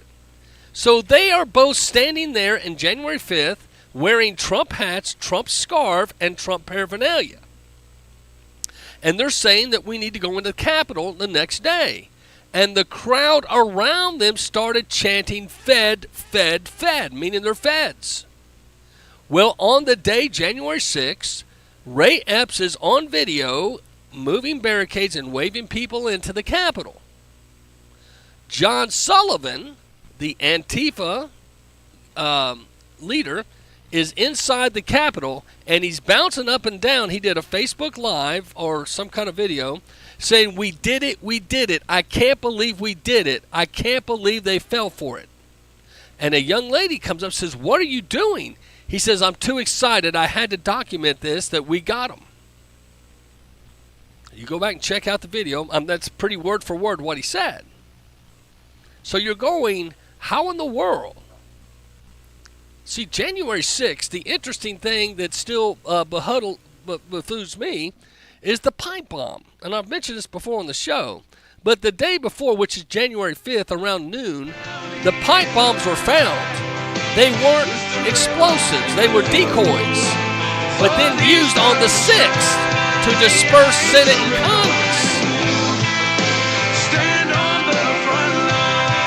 Now you can fly anywhere in the world and pay discount prices on your airline tickets. Book a flight today to London, Paris, Madrid, or anywhere else you want to go. And pay a lot less guaranteed. Call the International Travel Department right now at Low Cost Airlines. 800-708-3092. 800-708-3092. That's 800-708-3092. This is Macil Duncan. My new book, Move Your Mountains, Learn the Journey of Faith That Can Overcome, is available on Amazon, Barnes & Noble, Books A Million, Lifeway Books, Thrifty, wherever you get your online material. Move Your Mountains, Learn the Journey of Faith That Can Overcome. Don't forget, my radio show is every day, 3 to 6 p.m. on the Street Level America and U.S. Radio Today Heartbeat. We're in 32 states and multiple countries, and thanks so much. Move Your Mountains by Macil Duncan. Hey, listen, are you a 50-year-old person looking for term life insurance? Then you need to talk to Bob. Bob specializes in helping people find $1 million or more of term life insurance for a couple of $100 a month. Look, you need to know there's a price war in the term life insurance business, and you may be paying too much. Call Bob, and he'll shop and see how much money he can save you. Look, this could be the last term life insurance policy you ever have. Your rates are guaranteed for the next 20 years. That's right, guaranteed level rates for the next 20 years. And if you're a smoker or your health is not perfect, Bob has great rates for you too. So for $1 million of term life insurance coverage for a couple of $100 a month, call Bob right now. 800-957-6062. 800-957-6062. 800-957-6062. That's 800-957-6062. Paid for by Term Direct. If you're a diabetic, we have great news. You can end the painful finger sticks with a new CGM. Plus, they may be covered by Medicare, Medicaid, or private insurance. If you use insulin or have had hypoglycemic events, you may qualify. Call US Med now to learn more. 800-803-3771. 800-803-3771. 800-803-3771. That's 800-803-3771.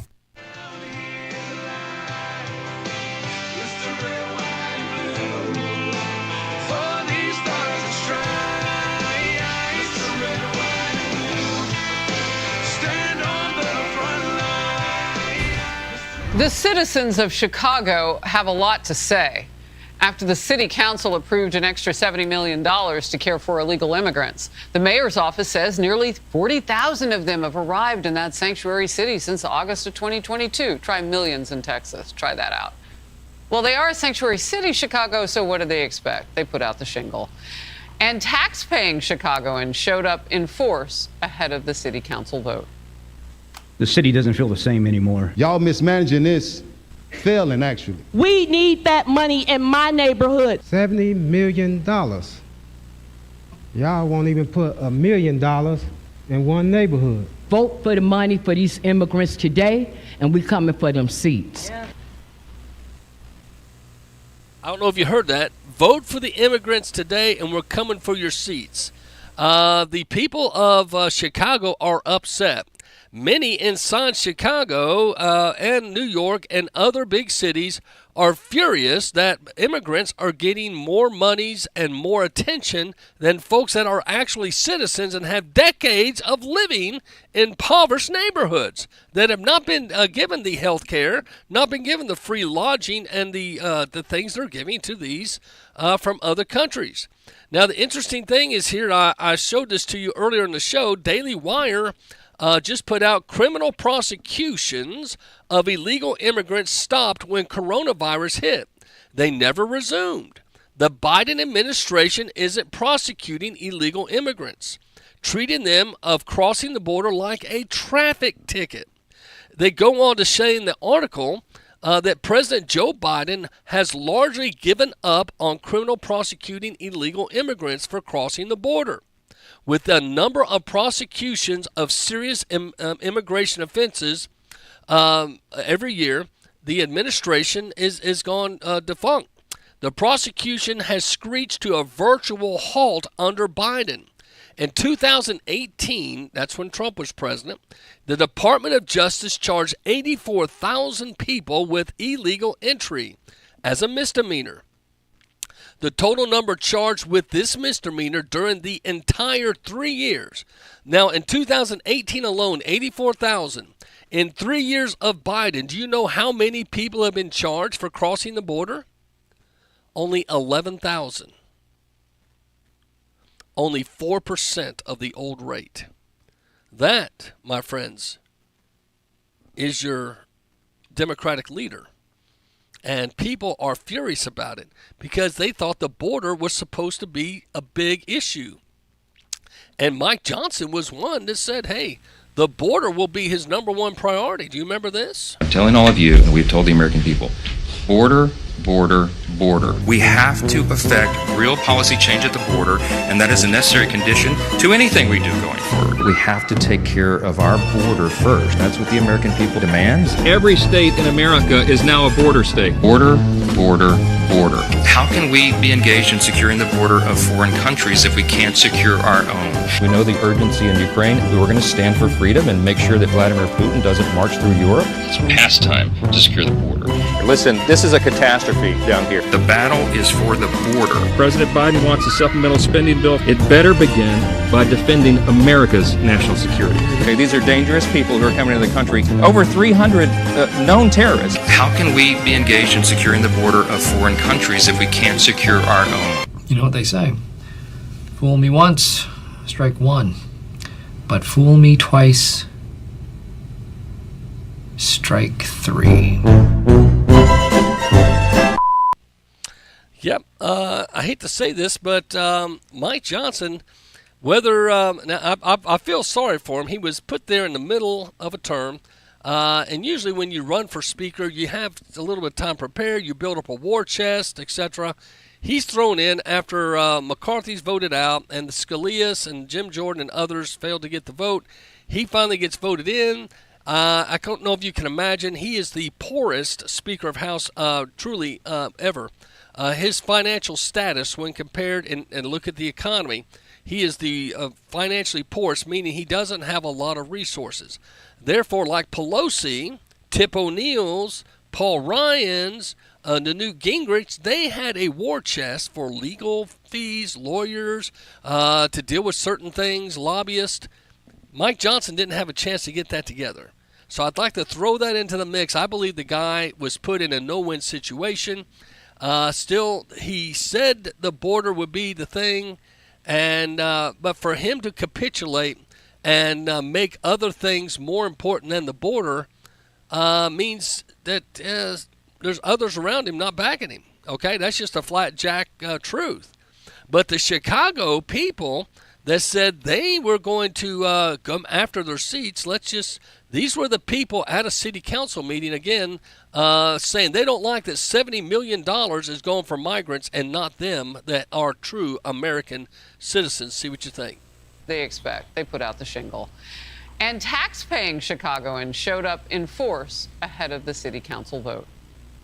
The city doesn't feel the same anymore. Y'all mismanaging this, failing actually. We need that money in my neighborhood. $70 million. Y'all won't even put $1 million in one neighborhood. Vote for the money for these immigrants today, and we coming for them seats. $1 million in one neighborhood. Vote for the money for these immigrants today, and we coming for them seats. Money for these immigrants today, and we coming for them seats. Money for these immigrants today, and we coming for them seats. Ooh, they're coming for the seats. So I think it's safe to say that the citizens of Chicago are not happy, and I think a lot of other Americans are not as well. So we're finding out that instead of helping out America, we're sending money to other countries like the Ukraine. $61 billion, and let's hear where some of that money's going.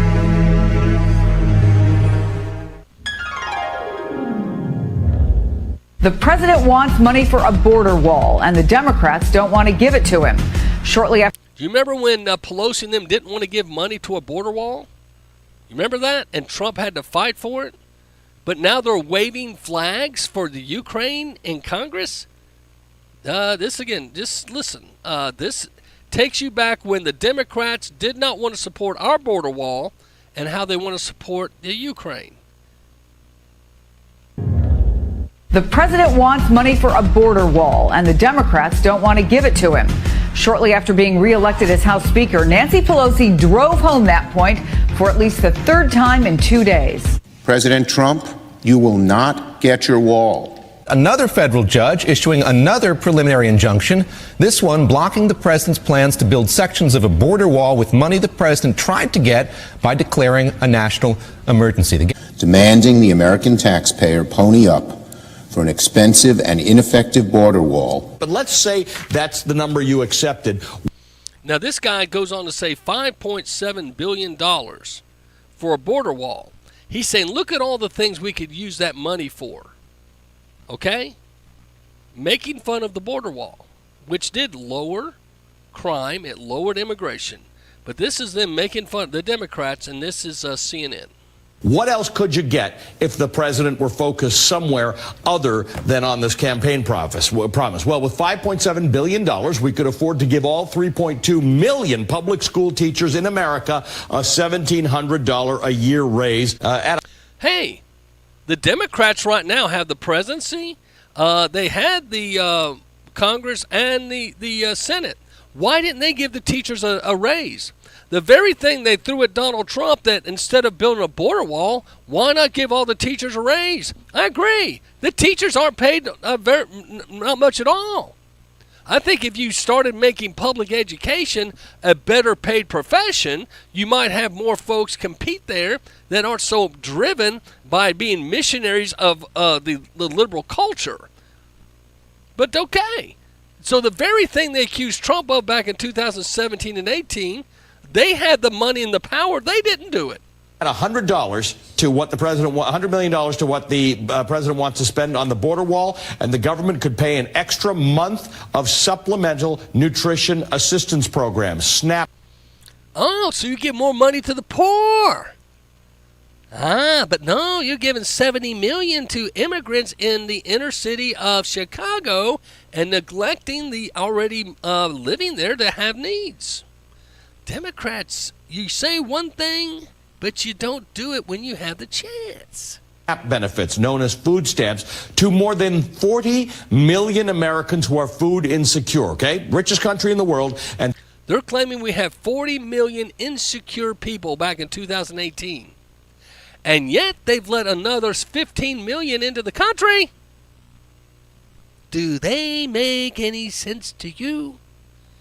That's why I mock them. Because they talk out of both sides of their mouth. I'm not going to say what just came to my mind. 40 million Americans do not entirely know where their next day's meal are coming from.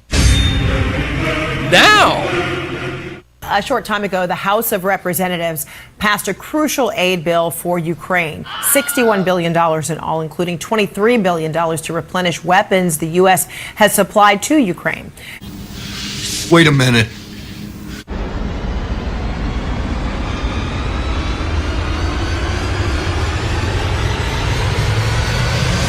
$9 billion in economic assistance.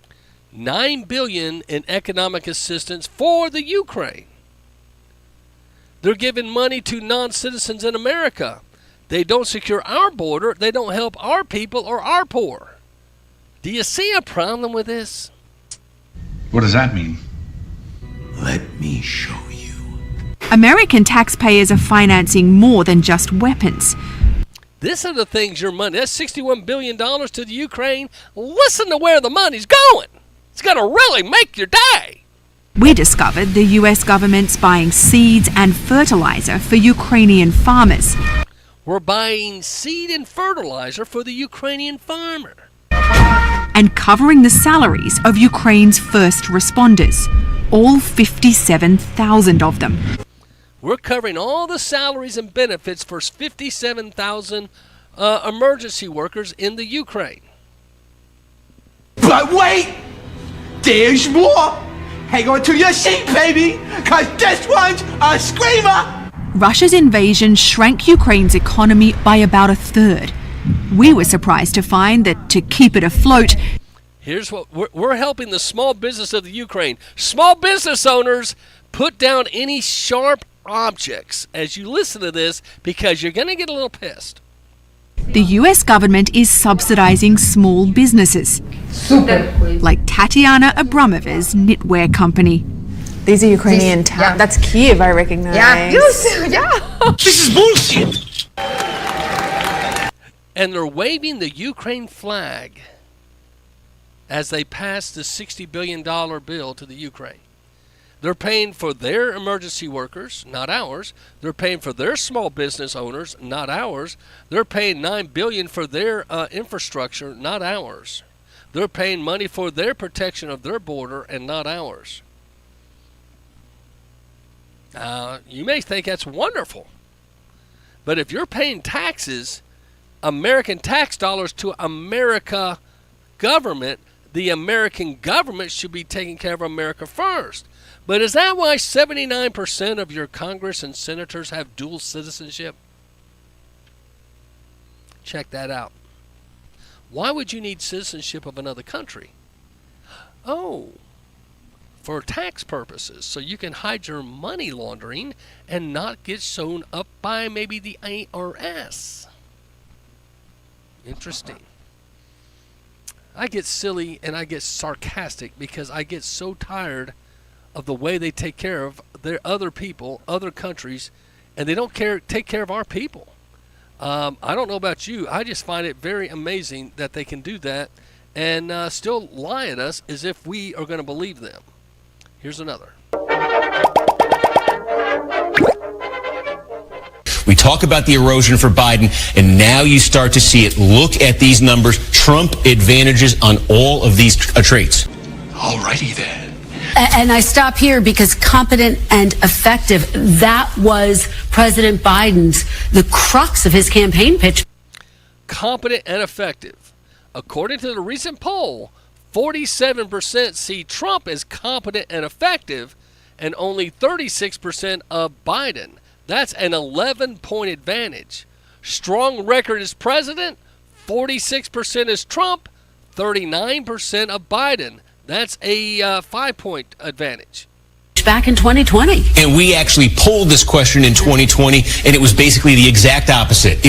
So the exact opposite of competent and effective, they said in 2020 that Biden had 11, 12-point advantage over Trump, which I find amazing, as competent. Interesting. It was Biden with about a 10-point advantage over Trump. And again, same with handling a crisis. Biden had the edge over Trump. And how about this? It's the former president, the current president. We don't really see matchups like this. Well, now we can measure it. Who has the strong record as president? And again, Trump outpacing Biden on that front. And again, you got to mention this one too. Necessary mental and physical health. Necessary mental and physical health. They really went by that fast, but check out this. Let me get to it. 1, 2, necessary mental and physical health. Trump at 45% and Biden at 26%. Mental health, they're saying Trump is at 45%, Biden at 26%, and dealing with the inflation, Trump is at 52%, Biden at 30%. And by the way, you notice they don't name the percents. They're just going off visual aids, hoping that you're not paying attention. So I have to quote these to you because it's a radio show. I'm not a podcast that gives visuals. I just give you words. So I try to paint the picture as accurate as I can. Let's catch the end of this. My Uncle Bosie, he got shot down in New Guinea. And they never found the body because there were a lot of cannibals for real in that part of New Guinea. We asked this 4 years ago. It was a wash. It's now a clear liability for Joe Biden. So these are all troubling numbers for Biden.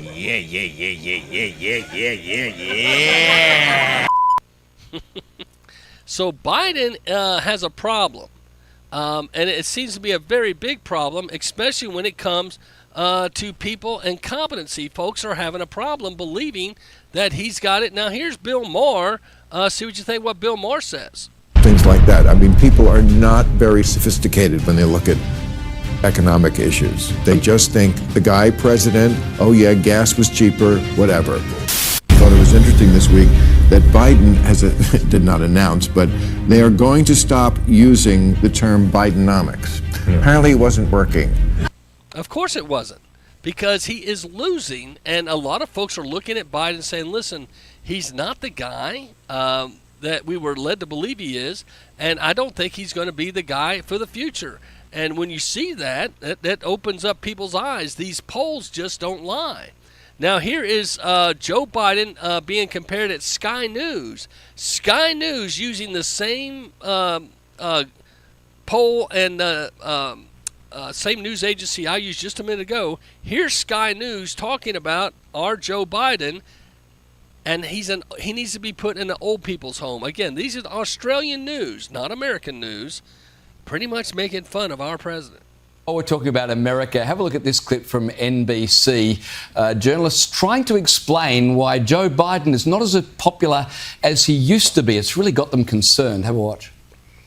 Look at these numbers. Trump advantages on all of these traits. And I stop here because competent and effective, that was President Biden's, the crux of his campaign pitch back in 2020. And we actually polled this question in 2020, and it was basically the exact opposite. It was Biden with about a 10-point advantage over Trump. And again, same with handling a crisis. Biden had the edge over Trump. And how about this? It's the former president, the current president. We don't really see matchups like this. Well, now we can measure it. Who has the strong record as president? And again, Trump outpacing Biden on that front. And again, you got to mention this one too, necessary mental and physical health. We asked this 4 years ago. It was a wash. It's now a clear liability for Joe Biden. So these are all troubling numbers for Biden. Liz, they're asking the wrong questions. If they were asking which candidate is the most corrupt, Biden would have a 100-point lead. He won. He'd win one aspect on one merit. But I just love this, that here is, these guys give Biden a tongue bath every day of the week, but they get this poll. The results are undeniable, and it's just like, they're talking about it like it's revelatory. I just can't believe these results. And you're like, really? Where have you been the last almost 4 years, living under a rock? I love it. And especially that Trump was, 46-25 there with regard to his physical and mental capacity. Nobody is buying it anymore. Everyone is just like, this is a senile old man who couldn't find his car in a 3-tiered parking lot. Get him into an old people's home, make him a warm Milo. This is elder abuse, and the vast majority of Americans are well aware of that now, as that poll shows. And you've got a lot of folks, Stephen A. Smith, a lot of folks that are on the left. The Young Turks announcer, a bunch of them are saying that he's going to cost them the election. But this was Joe Biden back in 1987. 1987, when he had to withdraw from the president race in the Democratic primary because he was caught lying in 1987.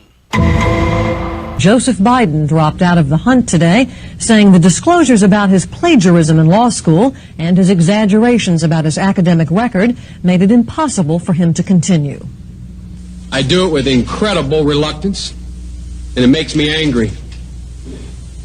I'm angry with myself for having been put myself in the position of having to make this choice. The Delaware Democrat is the second candidate to be forced from the race by questions of character and integrity. There are some things in this world, Captain, that will never change. Yep. Joe Biden had to drop out of 1987's race for plagiarism and integrity issues. I don't think he's learned a lesson at all. He just learned how, and even another clip said he prostituted himself before people so that they would allow him to run as president. So you've got to ask yourself, why in the world is this guy allowed to run? I don't know. It's frustrating. I think we all look in our heart of hearts and say, is there any hope with Biden's final few months here? I say no. But I will tell you this. I found this report I thought was interesting. Wayne Root said this. This is 100% Obama, okay? Columbia U anarchy, Jew hatred, American hatred, the rigged communist show trial against Trump, the intentional destruction of America. This is where it all started with my college classmate. Are you ready? Barack Hussein Obama at Columbia University. This guy says he could have predicted this back in the 80s. What you see happening right now in New York City, it all started at Columbia University way back in the early 1980s. Obama was my Columbia classmate, and now it's a full circle back to our roots. Excuse the pun. George H.W. Bush talked about 1,000 points of light. Obama uses 1,000 points of destruction to achieve his goal, the intentional destruction of America. You remember his slogan was hope and change. Well, he decided to change America. You can see it all happening just blocks apart right now, all built around Columbia University and NYC, New York City. Upper Manhattan is where the anarchy at Columbia is so on display. There's Jew hatred, the American hatred, the hatred of capitalism, the desire to destroy the greatest nation in the world's history, and destroy the blessing of God. And then a few miles south to Lower Manhattan is the courtroom where a triggered, rigged communist show trial is happening to destroy the greatest symbol of everything Obama hates, President Donald J. Trump. Synergy, Columbia University and New York City. That's where Obama and I learned the plan to destroy America called Cloward Piven. CLOWARD-PIVEN. Cloward Piven. I have a unique understanding of Obama. Not only was he my college classmate, I've studied him for almost my whole adult life. You want to understand what makes Obama tick? Read 452 pages of my #1 best-selling book from 2013, The Ultimate Obama Survival Guide. Obama is the real president of the United States, unelected of course, yet he holds all the power, calls all the shots of his brain-dead dementia puppet Joe Biden, this guy says. The rigged election, the open border, the Green New Deal, DEI, and the critical race theory, transgender brainwashing of our kids at the school, the weakening of our military, the division and hatred, the crime wave created by radical leftist prosecutors who let every criminal go free, the weaponization of government, the 86,000 new IRS agents that are licensed to kill, the massive spending and debt leading to massive inflation which murders the middle class. Obama owned these skills and honed them in Columbia. Then he sharpened them for 8 years as president. Now he has perfected and accelerated them as the shadow president, the man behind the puppet Biden. Don't know if you guys agree with this, but the anarchy at Columbia University, he said that's Obama. The hatred of America, he said that's Obama. The hatred of capitalism, he said that's Obama. The hatred for President Trump and the communist show trial rigged to destroy him, that's Obama. The hatred for Jews and anyone in power, that's Obama. Okay, by the way, don't take my word for it. Even ultra-liberal, lifelong Democrat and former Obama supporter Alan Dershowitz recently said Obama hates Israel and the Jews. He called Obama despicable. He blames Obama for the anti-Semitic, anti-Israel, and anti-America attitudes in the country today. Again, he claims that is Alan Dershowitz. Alan, welcome to Wayne's World. This is exactly what I've been saying about Obama since my college classmate was campaigning for president in 2007. One more thing Obama is great at, painting everyone who disagrees with him and his plans to destroy America as a racist. You know the real definition of racist, anyone winning an argument with communism. So this guy is going on to say a whole lot. And he said the main tool, Cloward Pivot, was to give the whole country, get the whole country on welfare and food stamps, so the country would be overwhelmed. This creates a much debt and economy implodes, the country collapses, and in this mess, America is reborn as a socialist communist utopia. Obama stated all that during his presidency. The spending, taxes, the debt exploded. Even though Obama's friends and donors got filthy rich on Wall Street, Main Street was decimated by some measures. Obama's economy was worse than the Great Depression. Under Obama, the number of Americans on welfare, food stamps, and 1,000 other government programs exploded to well over 100 million. So when Obama left office, there was over 100 million on welfare or government assistance. Now with over, many think it's closer to 20 million, but let's just keep it 13, 15 million of illegals in the country, pretty much all federal funded. It's drawing the well dry. This guy goes on to say, then he passed Obamacare to solve the problem that never existed. Healthcare spending exploded. More Americans dependent on government, more debt, and more inflation to wipe out the middle class. If you can't get everyone on welfare, just open the border and wave in the whole poverty-stricken world. Plus the added benefit of all the sick and pregnant in the world to add more massive spending healthcare costs that our government will have to cover that will again help collapse the American economy. Meanwhile, also completely change the demographic makeup of America and replace American citizens with foreign sheep who vote 100% Democrat to keep their welfare checks coming. And boy, did Obama sharpen his use of government as a weapon. I'm a witness. As president, he used the IRS to try to destroy me personally. Today, he has weaponized every agency of the government and funded over 86,000 new IRS agents, many with guns, and he uses the DOJ, FBI to destroy President Trump and January 6 protesters and soon everyone who stands in the way as a final destruction to America. Obama and his Marxist comrades used the government partnership with media and social media to push propaganda and misinformation out to the public. And then there's the radicalized lynch mobs used as Obama's army to create chaos and crisis. Today is behind anarchy and unrest. Soon the real Obama army will appear, 20 million new illegal aliens, most of them criminals and military-age males. This guy is predicting there will be problems on American soil. So, you can go catch this Wayne Root article.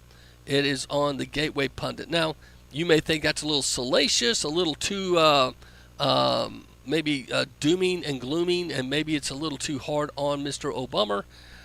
But regardless of what you think, I think it's very interesting. This guy went to school with Obama at Columbia and knew him back when he was Barry Soetoro. And the interesting thing is, if you remember, when Obama ran for president, for some reason they felt a need to all of his papers and Michelle Obama's papers during school were put under some kind of a lockdown. You weren't allowed to access them, and they hid them. Well, we're finding out now why is because Michael LaVaughn was a student there, Michael LaVaughn Robinson, that is, and Barry Soetoro. Now, Barry Soetoro and Michael LaVaughn Robinson are good buddies. Matter of fact, they are both males that have gotten married. Now, Barry Soetoro and Michael LaVaughn Robinson, you can check birth records, voting records, and see that they both were men that did this, and their records at Columbia University have their names on it, Barry Soetoro, Michael LaVaughn Robinson. The problem is Barry became a Muslim, so he became known from Barry Soetoro to Barack Hussein Obama. Michael LaVaughn Robinson became a transgender and has now been called Michelle Obama. Those sound salacious, but that has been brought out in multiple things, and the Joan Rivers interview is probably the most damning. So anyway, some of you can see what you do what you want to do. Try to check it out, give it a look-see, see what you think. But the bottom line is, it's awful suspicious that the Obama days and his hope and change and the Biden administration are so mirrored. They've got so much in common, from the Paris Accord agreement that Trump stopped and it got restarted. The energy going with Green New Deal. Trump got the Alaska pipeline open. Biden shut it down. Drill, baby, drill. In 2018, for the first time in 75 years, Donald Trump had us energy independent. We were actually exporting more oil, clean coal, and natural gas. In the first time in 75 years, we led the world. It's a total difference. It's a night and day. But the bottom line is this, and I've shared with you before. It's globalism versus nationalism. Donald Trump says, make America great again. The slogan says it all. Nationalism, make America great again. It goes against Davos. It goes against the World Health Organization. It goes against the UN. It goes against the global mantra of controlling the world. And the Obama and the Biden administration were very globalist, and so were the Bushes. If you remember, it was Bush Sr. that used the word New World Order. If you go and study just several things, but the 2030 agenda for the UN, it's online. They don't hide it. The Rockefeller 2010 lockstep. It's the agenda. If Trump had not won, we would have been a lot more down the road with the things that you're seeing today. All Trump did was hold it back and suppress a little bit, but it's full blown going. If Trump doesn't win in 2024, I'm pretty confident in telling you that you'll never have probably another presidential election again. You might have a puppeteer election, but it'll be kind of like what happens in California. Have you seen what happens in California? Instead of having a Republican and Democrat, it's the two supposed highest vote getters, which are always Democrats. You know, they completely wiped out the Republicans because they're afraid of Ronald Reagan just might rise up there. And so they worked hard, and they got California turned into pretty much a proxy state, and it will do whatever the will of the left wants. And that's where we're at. That's where we're at. It's going to be interesting. There's so much opinion out there in our country today, so much opinion in our world today, and not everyone agrees. And that's okay. I mean, I tell folks all the time, you don't have to agree with me. That doesn't mean I can't be your friend. I encourage folks to vote in 2024, be it liberal, if you are libertarian, if you're a Democrat, Republican, if you're Scooby-Doo, whatever party, please vote. Because the thing they don't want you to do, if they can depress the vote like they have been, they were lucky to get 38 to 40% of the average voting folks available to vote prior to 2016. Donald Trump ignited a voting frenzy that blew away their algorithms. And he got the voting, I believe we were up to almost 42 to 44% of Americans voted. And that was not normal. That was not what they were used to. And so what they did is they overdid it in 2020. Supposedly 81 million voted for Biden, and what was it, 70-some million voted for Donald Trump. The highest turnout of all time. But when you go back and just look with a little bit of honesty, you notice that Donald Trump had the biggest lead of any incumbent president. But not only that, all the voting stopped in multiple states in the middle of the night where Trump was winning, and all of a sudden when they flipped the machines back on, Biden's winning. Can no one see that as a problem? If you go watch the movie 2,000 Mules, I think you would see that some of that stuff is just beyond superstition. It's very, very erratic, and I think a lot of folks are looking at it saying, I've got a problem with that because it appears to be election interference, but you don't seem to have people that want to talk about it. Well, Tulsi Gabbard talked about the 2020 election, and here's what she had to say, and see if you agree with her. And I know she's a former Democrat. Some of you have a problem with that, but I don't. I think she's a patriot. No, I don't agree with everything. I don't know if I would officially vote for her, but I respect her. Right. Like how wrong even do you though need they to be? knew. Yeah. They knew when they wrote that letter, when those 51 guys knew that when they wrote that letter that it was false. A real election? Well, no. I mean, it was an election, but I think that a lot of people are focusing on the wrong things when they're talking about it being a quote unquote rigged election. Because you got to look at the influence operations. You got to look at. That's what he said. Yeah, I said that for years. That's what he said like for you don't years. have to hack a machine, but you can hack somebody's brain. That's right. Yeah. That's exactly right. And you look at how the parties were trying to tilt the scales. You look at the freaking ongoing coup that started against President Trump from the time that he was running in 2016. We're talking about the quote unquote deep state and what that looks like. That continued on throughout almost his entire presidency in 2016 and is still going on. So she went on to say that she felt there was some form of manipulation, and she said it's not always in the voting machines technically, it's in the process of the vote. Well, she was also asked, is Biden just a vessel? And this is on the Adam Volair, I think, show. And this just dropped 3 hours ago, but very interesting. See what you think. What her response is Joe Biden just a vessel, the puppet, if you will, of Obama?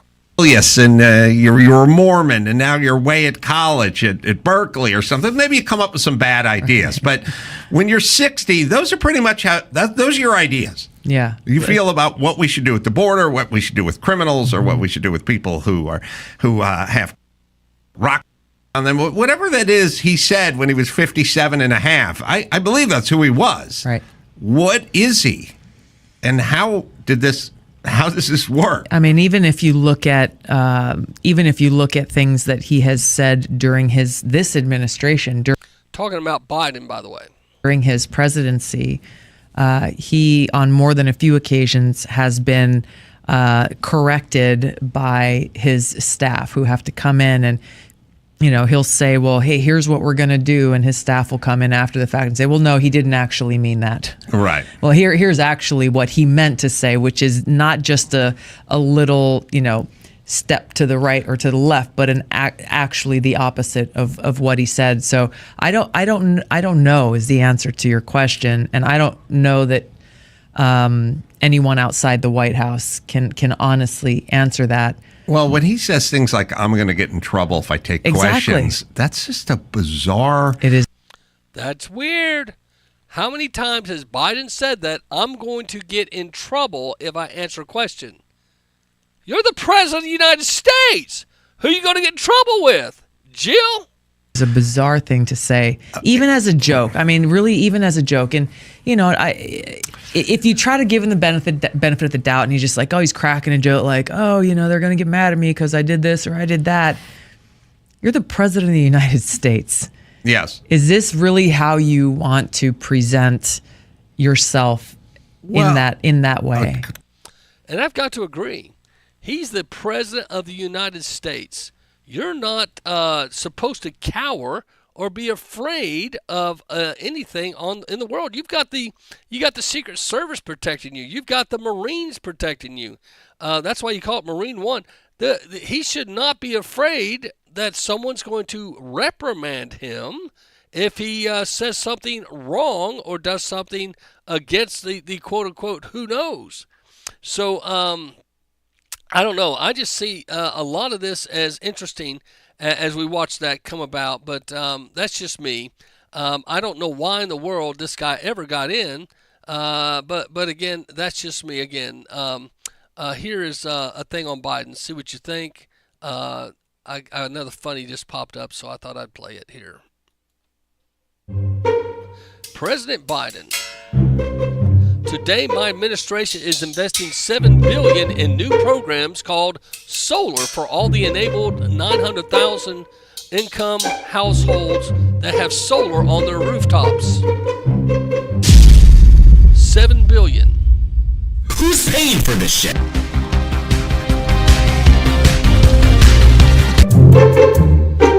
Solar for all will give folks more breathing room and cleaner breathing air for that. So where's he getting all this money? All of a sudden, $7 billion for people that have solar panels on their rooftop. He's giving them some kind of a bonus for going along with the agenda. It's crazy. I don't know what you guys think, but the guy talked about his uncle being eaten by cannibals. He's getting ripped on that. I mean, it just amazes me the pass they give him. But then Donald Trump is ripped for anything from a post on social media to just trying to tell his side of an argument, and it just doesn't seem to be very fair. And I think a lot of folks are sensing that. We're going to take a break here, and I'm going to play my new favorite song, God's Still Working on Me by Kendall Tucker. See what you think of this.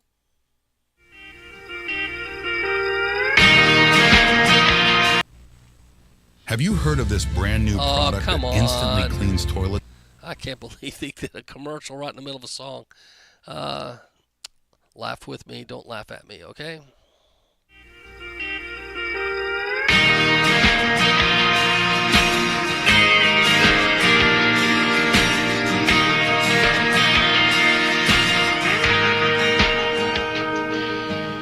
I sat in church the other day, man, how I felt convicted. Cause the only thing on my mind is how I wish that I was out there fishing. I'd rather been on the water with a cold one in my hand, watching that bobber while working on my tan. But I guess that wasn't God's plan. Later that evening, a guy cut me off in traffic and flipped me to bird. So I cut him on myself and exchanged me a couple words. I know, but God's still working on me. I'm a hell of a lot better, but not where I need to be. I say God's still working on me. I always pull hard, but know that He'll never leave. I'm a filthy, no good sinner saved by grace. I like a little bit of worship and some joy straight. I was blind, but now I see that God's still working on me. Still working on me.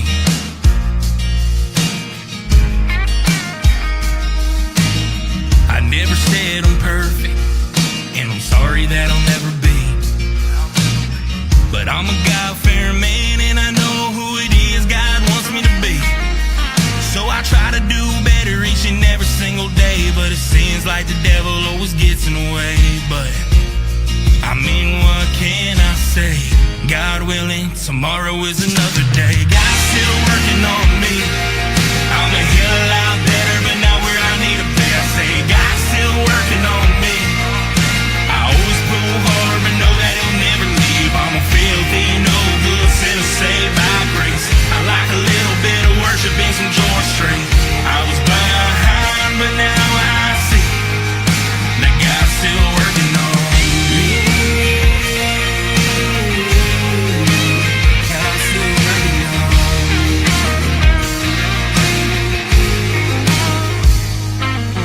I cuss a little bit when the game's on TV. When my team's down by 10, with only a minute left to play. God's still working on me. I'm a hell of a lot better, but not where I need to be. I say God's still working on me. I always pull hard, but know that He'll never leave. I'm a filthy, no good sinner saved by grace. I like a little bit of worship and some joy straight. I was blind, but now I see that God's still working on me. God's still working on me.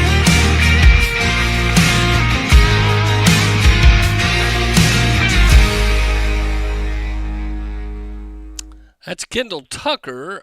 God's still working on me.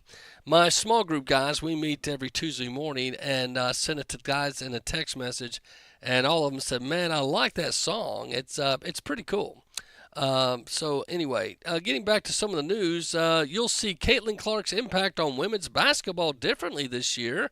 Her first game, I believe, is May 2nd. Check this out. I'm damn near 40. And LeBron, if you're listening, I know you need help because Bronny's not going to cut it. If he's declaring for the NBA draft, why can't I? The only thing holding me back is Draymond Green. He's too out of control, and I'm worried he might beat my like he did to Jordan Poole. But in all seriousness, stop comparing me to Paige Beckers and Angel Reese because they aren't on my level. It's just big me. Nigga,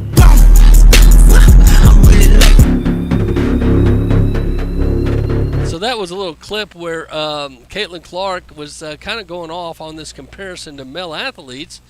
She says, I don't need that. Now, Caitlin Clark reaches new audience as her jersey becomes the #1 seller of all time. And here's some more info about Caitlin Clark. Welcome to News Stargazing Celebrity. Caitlin Clark, the highly anticipated rookie of the WNBA, is set to make her professional debut with the Indiana Fever in approximately 1 month. Clark has been the center of attention in the league, marking the most buzzed-about entrance since the last decade. Clark's college career at the University of Iowa broke viewership records, and she steps into professional play as the all-time leading scorer in NCAA history. The excitement surrounding her debut is evident in the rapid sales of Fever jerseys. Now, the reason I wanted to play this for two reasons. One, it's good information about Caitlin Clark, but this is called AI reporting. This is artificial intelligence, if you haven't noticed, a little bit lacking in the vocal inflection. Check out this. This is AI reporting, which is okay, but this may be your future. As fans eagerly prepare for her first game, in an unexpected crossover, Caitlin Clark's influence has extended to the music industry. During a recent performance in Indianapolis, a musician surprised the crowd by appearing on stage wearing Clark's signature number 22 jersey. This unexpected endorsement has further fueled the excitement for Clark's debut. And etc. So she's on fire, Caitlin Clark. A lot of folks are planning on trying to view her as 36 games will be of her 40 will be nationally televised. That's a first. So women's sports is getting a shot in the arm. Now, what's sad is there's already people out there saying she is a transgender male. She had sex changes when she was young, and that they're trying to show all these pictures. Please stop that. Please stop that. That's just silly. You guys, some of you just can't ever see something and say, "Hey, good job." But anyway, I digress. Check this out. The UN Palestine Agency radicalizes kids to hate Israel. You can teach your kid to love and hate just about anything. I'm a product. My dad taught me to love the Tennessee Vols. Sometimes I wonder why. But here, check out this CBN News. In an apparent blow to Iran's air defense capabilities, new satellite photos suggest Israel hit a radar system in Isfahan without being detected. Iran has deployed multiple Russian-made S-300 air defense systems around air bases and large nuclear facilities. Israel's counterstrike last Friday apparently hit one of these defense batteries near Natanz, close to a major nuclear enrichment facility. Meanwhile, a new report says the UN Palestinian Refugee Agency, UNRWA, was pivotal in radicalizing generations of Gazans to hate Israel. And to hate Israel, to hate Israel, to hate Israel. An investigation led by the United Nations uncovered social media posts and textbooks that glorified jihad and martyrdom and urged Gazans to commit acts of violence against Israelis. So that's a UN report, supposedly admitting that in Gaza, that's why you had so many of these guys willing to die and do the horrendous things. In their schools, they actually have literature and propaganda teaching them to hate Israel and to understand what a jihad is. And it's part. Now I'm telling you, you teach kids. That's what happens. They learn what they're taught. Okay? And that's why it's important that the Christians, we don't give up on the public school. Now, you're saying, wait a minute, I thought you were big on homeschool. I am. If at all possible, I would homeschool my children. Not so much as a rebut to the public school. One is because of the bonding. Do you really want strangers having your child 10 hours a day? You have no idea, not just if it's transgenderism or some secularism, but you want your kid confiding their innermost being, their heart's desires to a stranger or someone that you don't know. See, when kids are at their most vulnerable ages is during education time. I encourage all parents to homeschool if at all possible. If not, get involved with a homeschool co-op. That's where you get with a co-op and you allow others that you trust to teach your child. If that's not available, then there's a lot of Christian private schools that at least there might be someone you don't know, technically stranger, but they in the value system, you can see what the school represents. You say, I can agree. See, the problem in public school these days, they don't tell you what they're going to teach. If anything, the teachers union has gone on record saying it's none of your business as parents to what they teach. Teachers have almost free open game to teach whatever they want as long as it's not Christianity. They can teach any religion. There's actually a friend of mine who has a business downtown Cookie Dough, Cindy Fain. They actually, her and her husband Lemon, had to go to a teacher's meeting, a parent meeting, and they noticed that their child has been saying the Pledge of Allegiance to other countries and not America.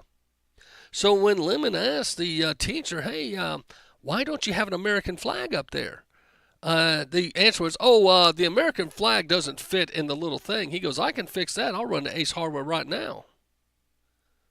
Bottom line is, these kids are being taught to say the Pledge of Allegiance to other nations and not America, right here in Chattanooga. So what's going on, my friends? It's a brainwash. And you're seeing the results of it now in Columbia University and at Yale and some of these other schools right now.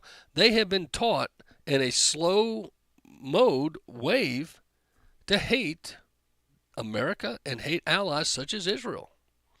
My daughter is 36-year-old, my oldest, and when she was in the 8th grade, I remember going to her classroom, and the teacher was she's a Caucasian lady, and I'm prefacing that to say, you would think upon seeing her, she looked like your average American.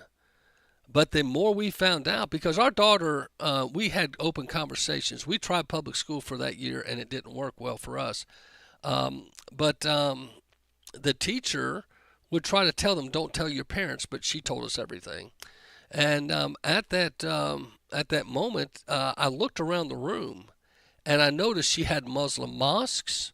She had no American flag, but she had all these other religions and all these other flags. And this was, now my daughter's 36, so she was 13. This was over 20 years ago. Savvy? So the American school system, I think we would have to agree there's a lot, now not all, but a lot that have, and these teacher, when they have these teacher work days, what that is so teachers don't have the kids, and they take the teachers and they re-educate them, re-indoctrinate them on things like, you better not do this, you better not do that. And they pretty much program the teachers into what is right and wrong in the eyes of the liberal teachers union. Savvy? So to find a teacher that will stand up for the rights is rare today. And I brought this to your attention earlier, but there is a teacher right now at the Supreme Court. LA teachers fights with the union appeal to the Supreme Court. He said, I fully support funding the police to keep our students safe. We don't know all the detail, but much to the annoyance of the United Teachers of Los Angeles, Glenn Laird refuses to go away quietly. And after a decade as Los Angeles teacher, Laird is involved in a messy lawsuit with the union over his reluctance because he would not go along with what they they said about police and other things. And because he had his own opinions and his own theories and taught them, he was fired. Interesting.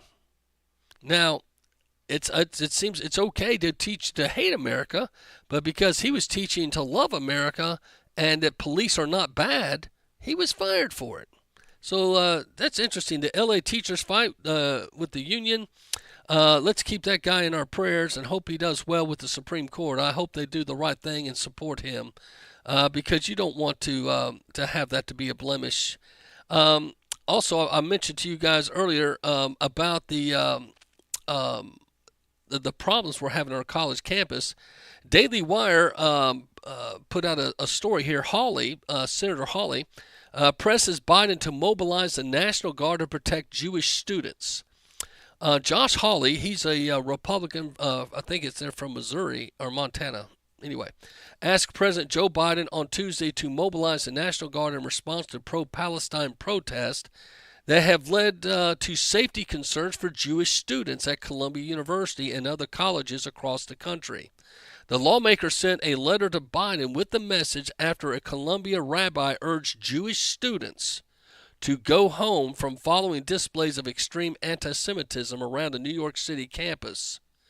Now that's sad. When the rabbi, rabbi is teacher in the Jewish culture. It's like a pastor. He's telling the students, "Hey, if I would go home, I wouldn't chance the violence." Now, here's the thing you got to ask yourself: Columbia, Yale, and all these people that are allowing this protest and allowing the suppression of the Jewish students, do they get a refund or some kind of reduction because they paid money to be there? And they're being hindered from attending their classes or being bullied not to attend their classes. And I believe from a financial perspective, they should be given some kind of a compensation for this. Since you guys want to compensate everybody else for their unkind treatment. But I can't believe this. And I also played for you, there was a Jewish professor that was not allowed. The Palestinian kids were blocking him from coming on campus. And it said there were administrators witnessing this, and they did nothing for the professor to help him get through the crowd. And he even hauled out, "I am a professor here. Why am I being hindered from entering the building?" Because he's Jewish. And it also says Columbia University, a lot of their faculty came out as pro-Palestinian. So that's going to be a problem in the future, I'm sure. If this ever dies down, he's going to have to look his fell if he still has a job. You guys came out and supported bullies that wouldn't let me enter the building. I mean, how do you resolve that? Crazy days, my friend. Crazy days that we're in. And to see that, it's very sad. It's very sad. And I mentioned this earlier. You'll have nobody to scream at. Michael Rappaport said anti-Jewish campus protesters will get Trump elected. Now, this guy hates Trump, okay? The actor Michael Rappaport, who leans very liberal, tore into the anti-Jewish campus protesters on a video post on X. Now, I've watched it, but I can't play it because he cusses every other breath, okay? But he's very upset on Sunday, warning that the actions they were taking at schools like Columbia University might result in former President Donald Trump getting reelected. And Rappaport shared his thoughts in a profane rant, captioning the video with the following statement: "The anti-Jewish screaming on college campuses will be worth the screaming when Trump wins in November, and you'll have nobody to scream at but yourself." That's true, but that was the PG version of the speech. That includes everyone who's silent about it right now. Rappaport continued, arguing that those who remain silent in the face of protests calling for genocide of Jewish people and the destruction of Israel, each and every one of you anti-Jews and Israel ain't got nothing to do with my people. Okay? In the video, he expounded on those thoughts, beginning with a sarcastic tones. You know what's going to be great? When blank Donald Trump gets elected. And I ain't saying I'm voting for him, but when he does win, and he's going to win, The screaming and yelling that you blanking people, blank, blank, blank, I can't even, you miserable mother blankers of college campuses are doing now, the screaming you are doing at Jews about free Palestine, the screaming you are doing at Zionists is going to be nothing compared to the screaming you're going to be doing come November when the blank Donald Trump wins presidency because of you. Because of you. Because of you. Interesting. A lot of opinion about this, and I think it's going to be interesting to see. But the one thing I brought up earlier in the show, I just thought I'd bring up again, is, and this is great, Mike Rowe. If you guys remember Mike Rowe, he had the series Dirty Jobs, it's like a fix-it type program. He's a comedian, broadcaster, author, actor. Mike Rowe contrasts today's liberal college campuses. He goes with trade schools. He goes, I'm pleased to report no one is calling for the extermination of Jews or death to America on the campuses of trade schools. And I think he's right. Mike Rowe, the former host of TV's show Dirty Jobs, has a way of telling it like it is. And he has consistently criticized America's dependence on higher education as the only path to success. He goes on to talk about how trade schools and vocational schools should be even more highlighted, and especially now because they're not guided by left-wing fundamentalist hatred of America. Matter of fact, they're the very fiber of this country. And I think it's interesting. So, Mike, way to go, my friend. Excellent, excellent take. And I think a lot of us probably have failed to mention that you don't see that.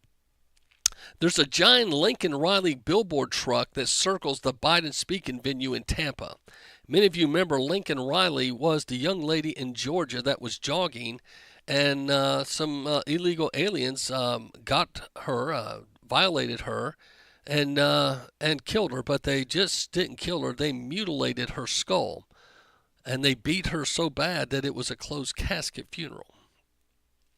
I've got 3 daughters. I would hate to lose one. But to have a closed casket because she was so violated and her skull was beaten, that you're going, what in the world? This, and you've seen pictures of the kid. She looked like a genuinely sweet kid. But again, I go back to the article I was sharing with you that the criminal prosecution of illegal immigrants stopped when the coronavirus hit, and they never resumed. And only 11,000 people in 3 years of Biden, only 11,000 have been, if you want to call it, given arrested. Excuse me. Let me get it right. The prosecutors have screeched to me. Excuse me. Prosecutions have screeched to a virtual halt under the Biden administration. Now, back when Trump was president, 2018, the Department of Justice in that 1 year alone charged 84,000 people with illegal entry. Okay? They charged 84,000 with illegal entry, meaning they did screening. I'm sure there were gotaways. I'm sure there were folks that tricked their way in, but 84,000 were charged, okay? Do you know how many have been totally charged in Biden's full 3 years now, 3.5 years? Only 11,000. That's 4% of what Trump did in 1 year.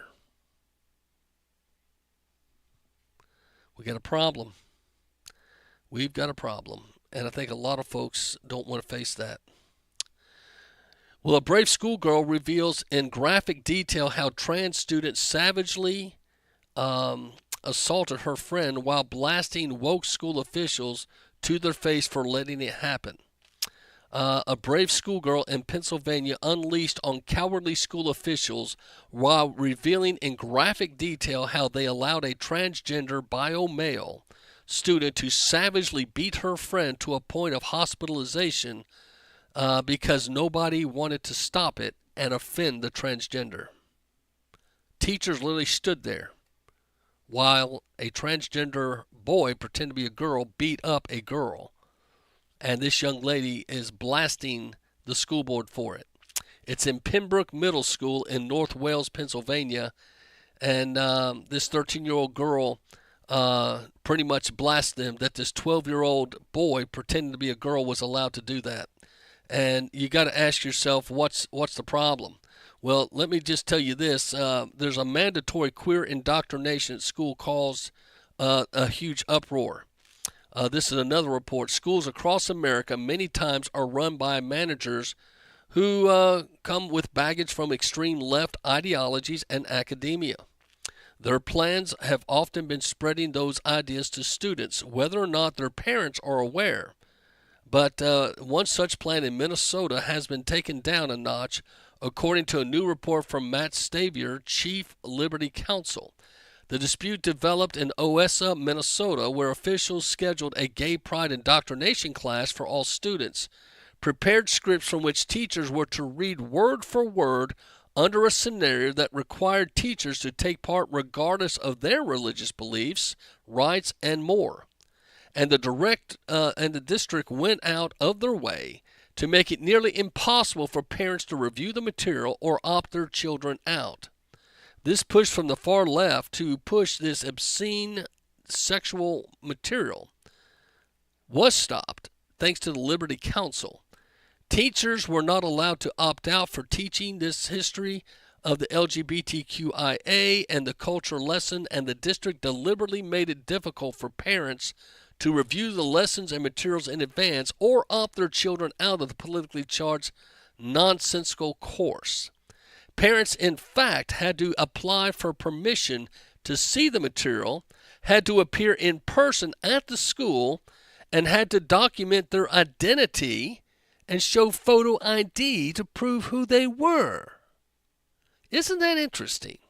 Liberals use photo ID for parents, but if you use it for voting, that's racist. Interesting. Anyway, the Liberty Counsel was able to get this exposed, and parents were made aware, and it didn't completely stop the class, but they had to back up and let parents approve whether they want their children to watch and listen to this, and it also had to opt teachers out that were offended by this and didn't go along with that agenda. But that's where they're at. This is what you can see coming to our country. No options. It's our way or the highway. And the way this originally was set up was that every teacher had to teach it word for word. You could not abbreviate, and they were going to actually be taped to make sure they didn't abbreviate or deviate from the lesson plan. So, and to allow parents in, they had to make an appointment. They had to go in person to the school. They had to produce photo IDs and proof of who they were before they were allowed to glimpse at the material for a time limited. So you got to ask yourself, would you want your kid in a school like that? Think about that. Now, I've had parents tell me, what would you do if I was a parent and I had a kid in public school? Let me tell you a few things I would do. I would do a background check on the principal and anyone that taught my child, social worker, etc. Secondly, I would do stop-by visits. I would not announce I'm coming, and I would say, hey, I want to see my child. And if they try to say you can't, say, excuse me, that's my child. I want to see where they're at. I'd like to see the class. And if they try to say you can't, then say, I'm withdrawing my child from school today, and we won't be back, Jack. Those are some things I would do. I would never let the school think they had charge of my child, is what I'm saying. They're your children. You decide who and what is best for your child. No one else should have that right. And if you ever let the school system or a principal think they've kowtowed you down, friend, don't think you're going to make a friend on that. I'm all for building bridges and all for making friends. But when it comes to the kids, there should be no question who's the parent, who has the final say, and who has the rights to their brain. They're your children. Do as you wish. But I think there'll come a day you'll wish you had taken the advice of this old preacher. And there's good teachers out there, and when you find one, pray for them, support them, and help them. Buy them supplies. You know, a lot of teachers pay for their supplies out of their own pocket. you might want to buy them a Walmart card. Say thanks for doing what you do. I'll be back tomorrow. Be good, America.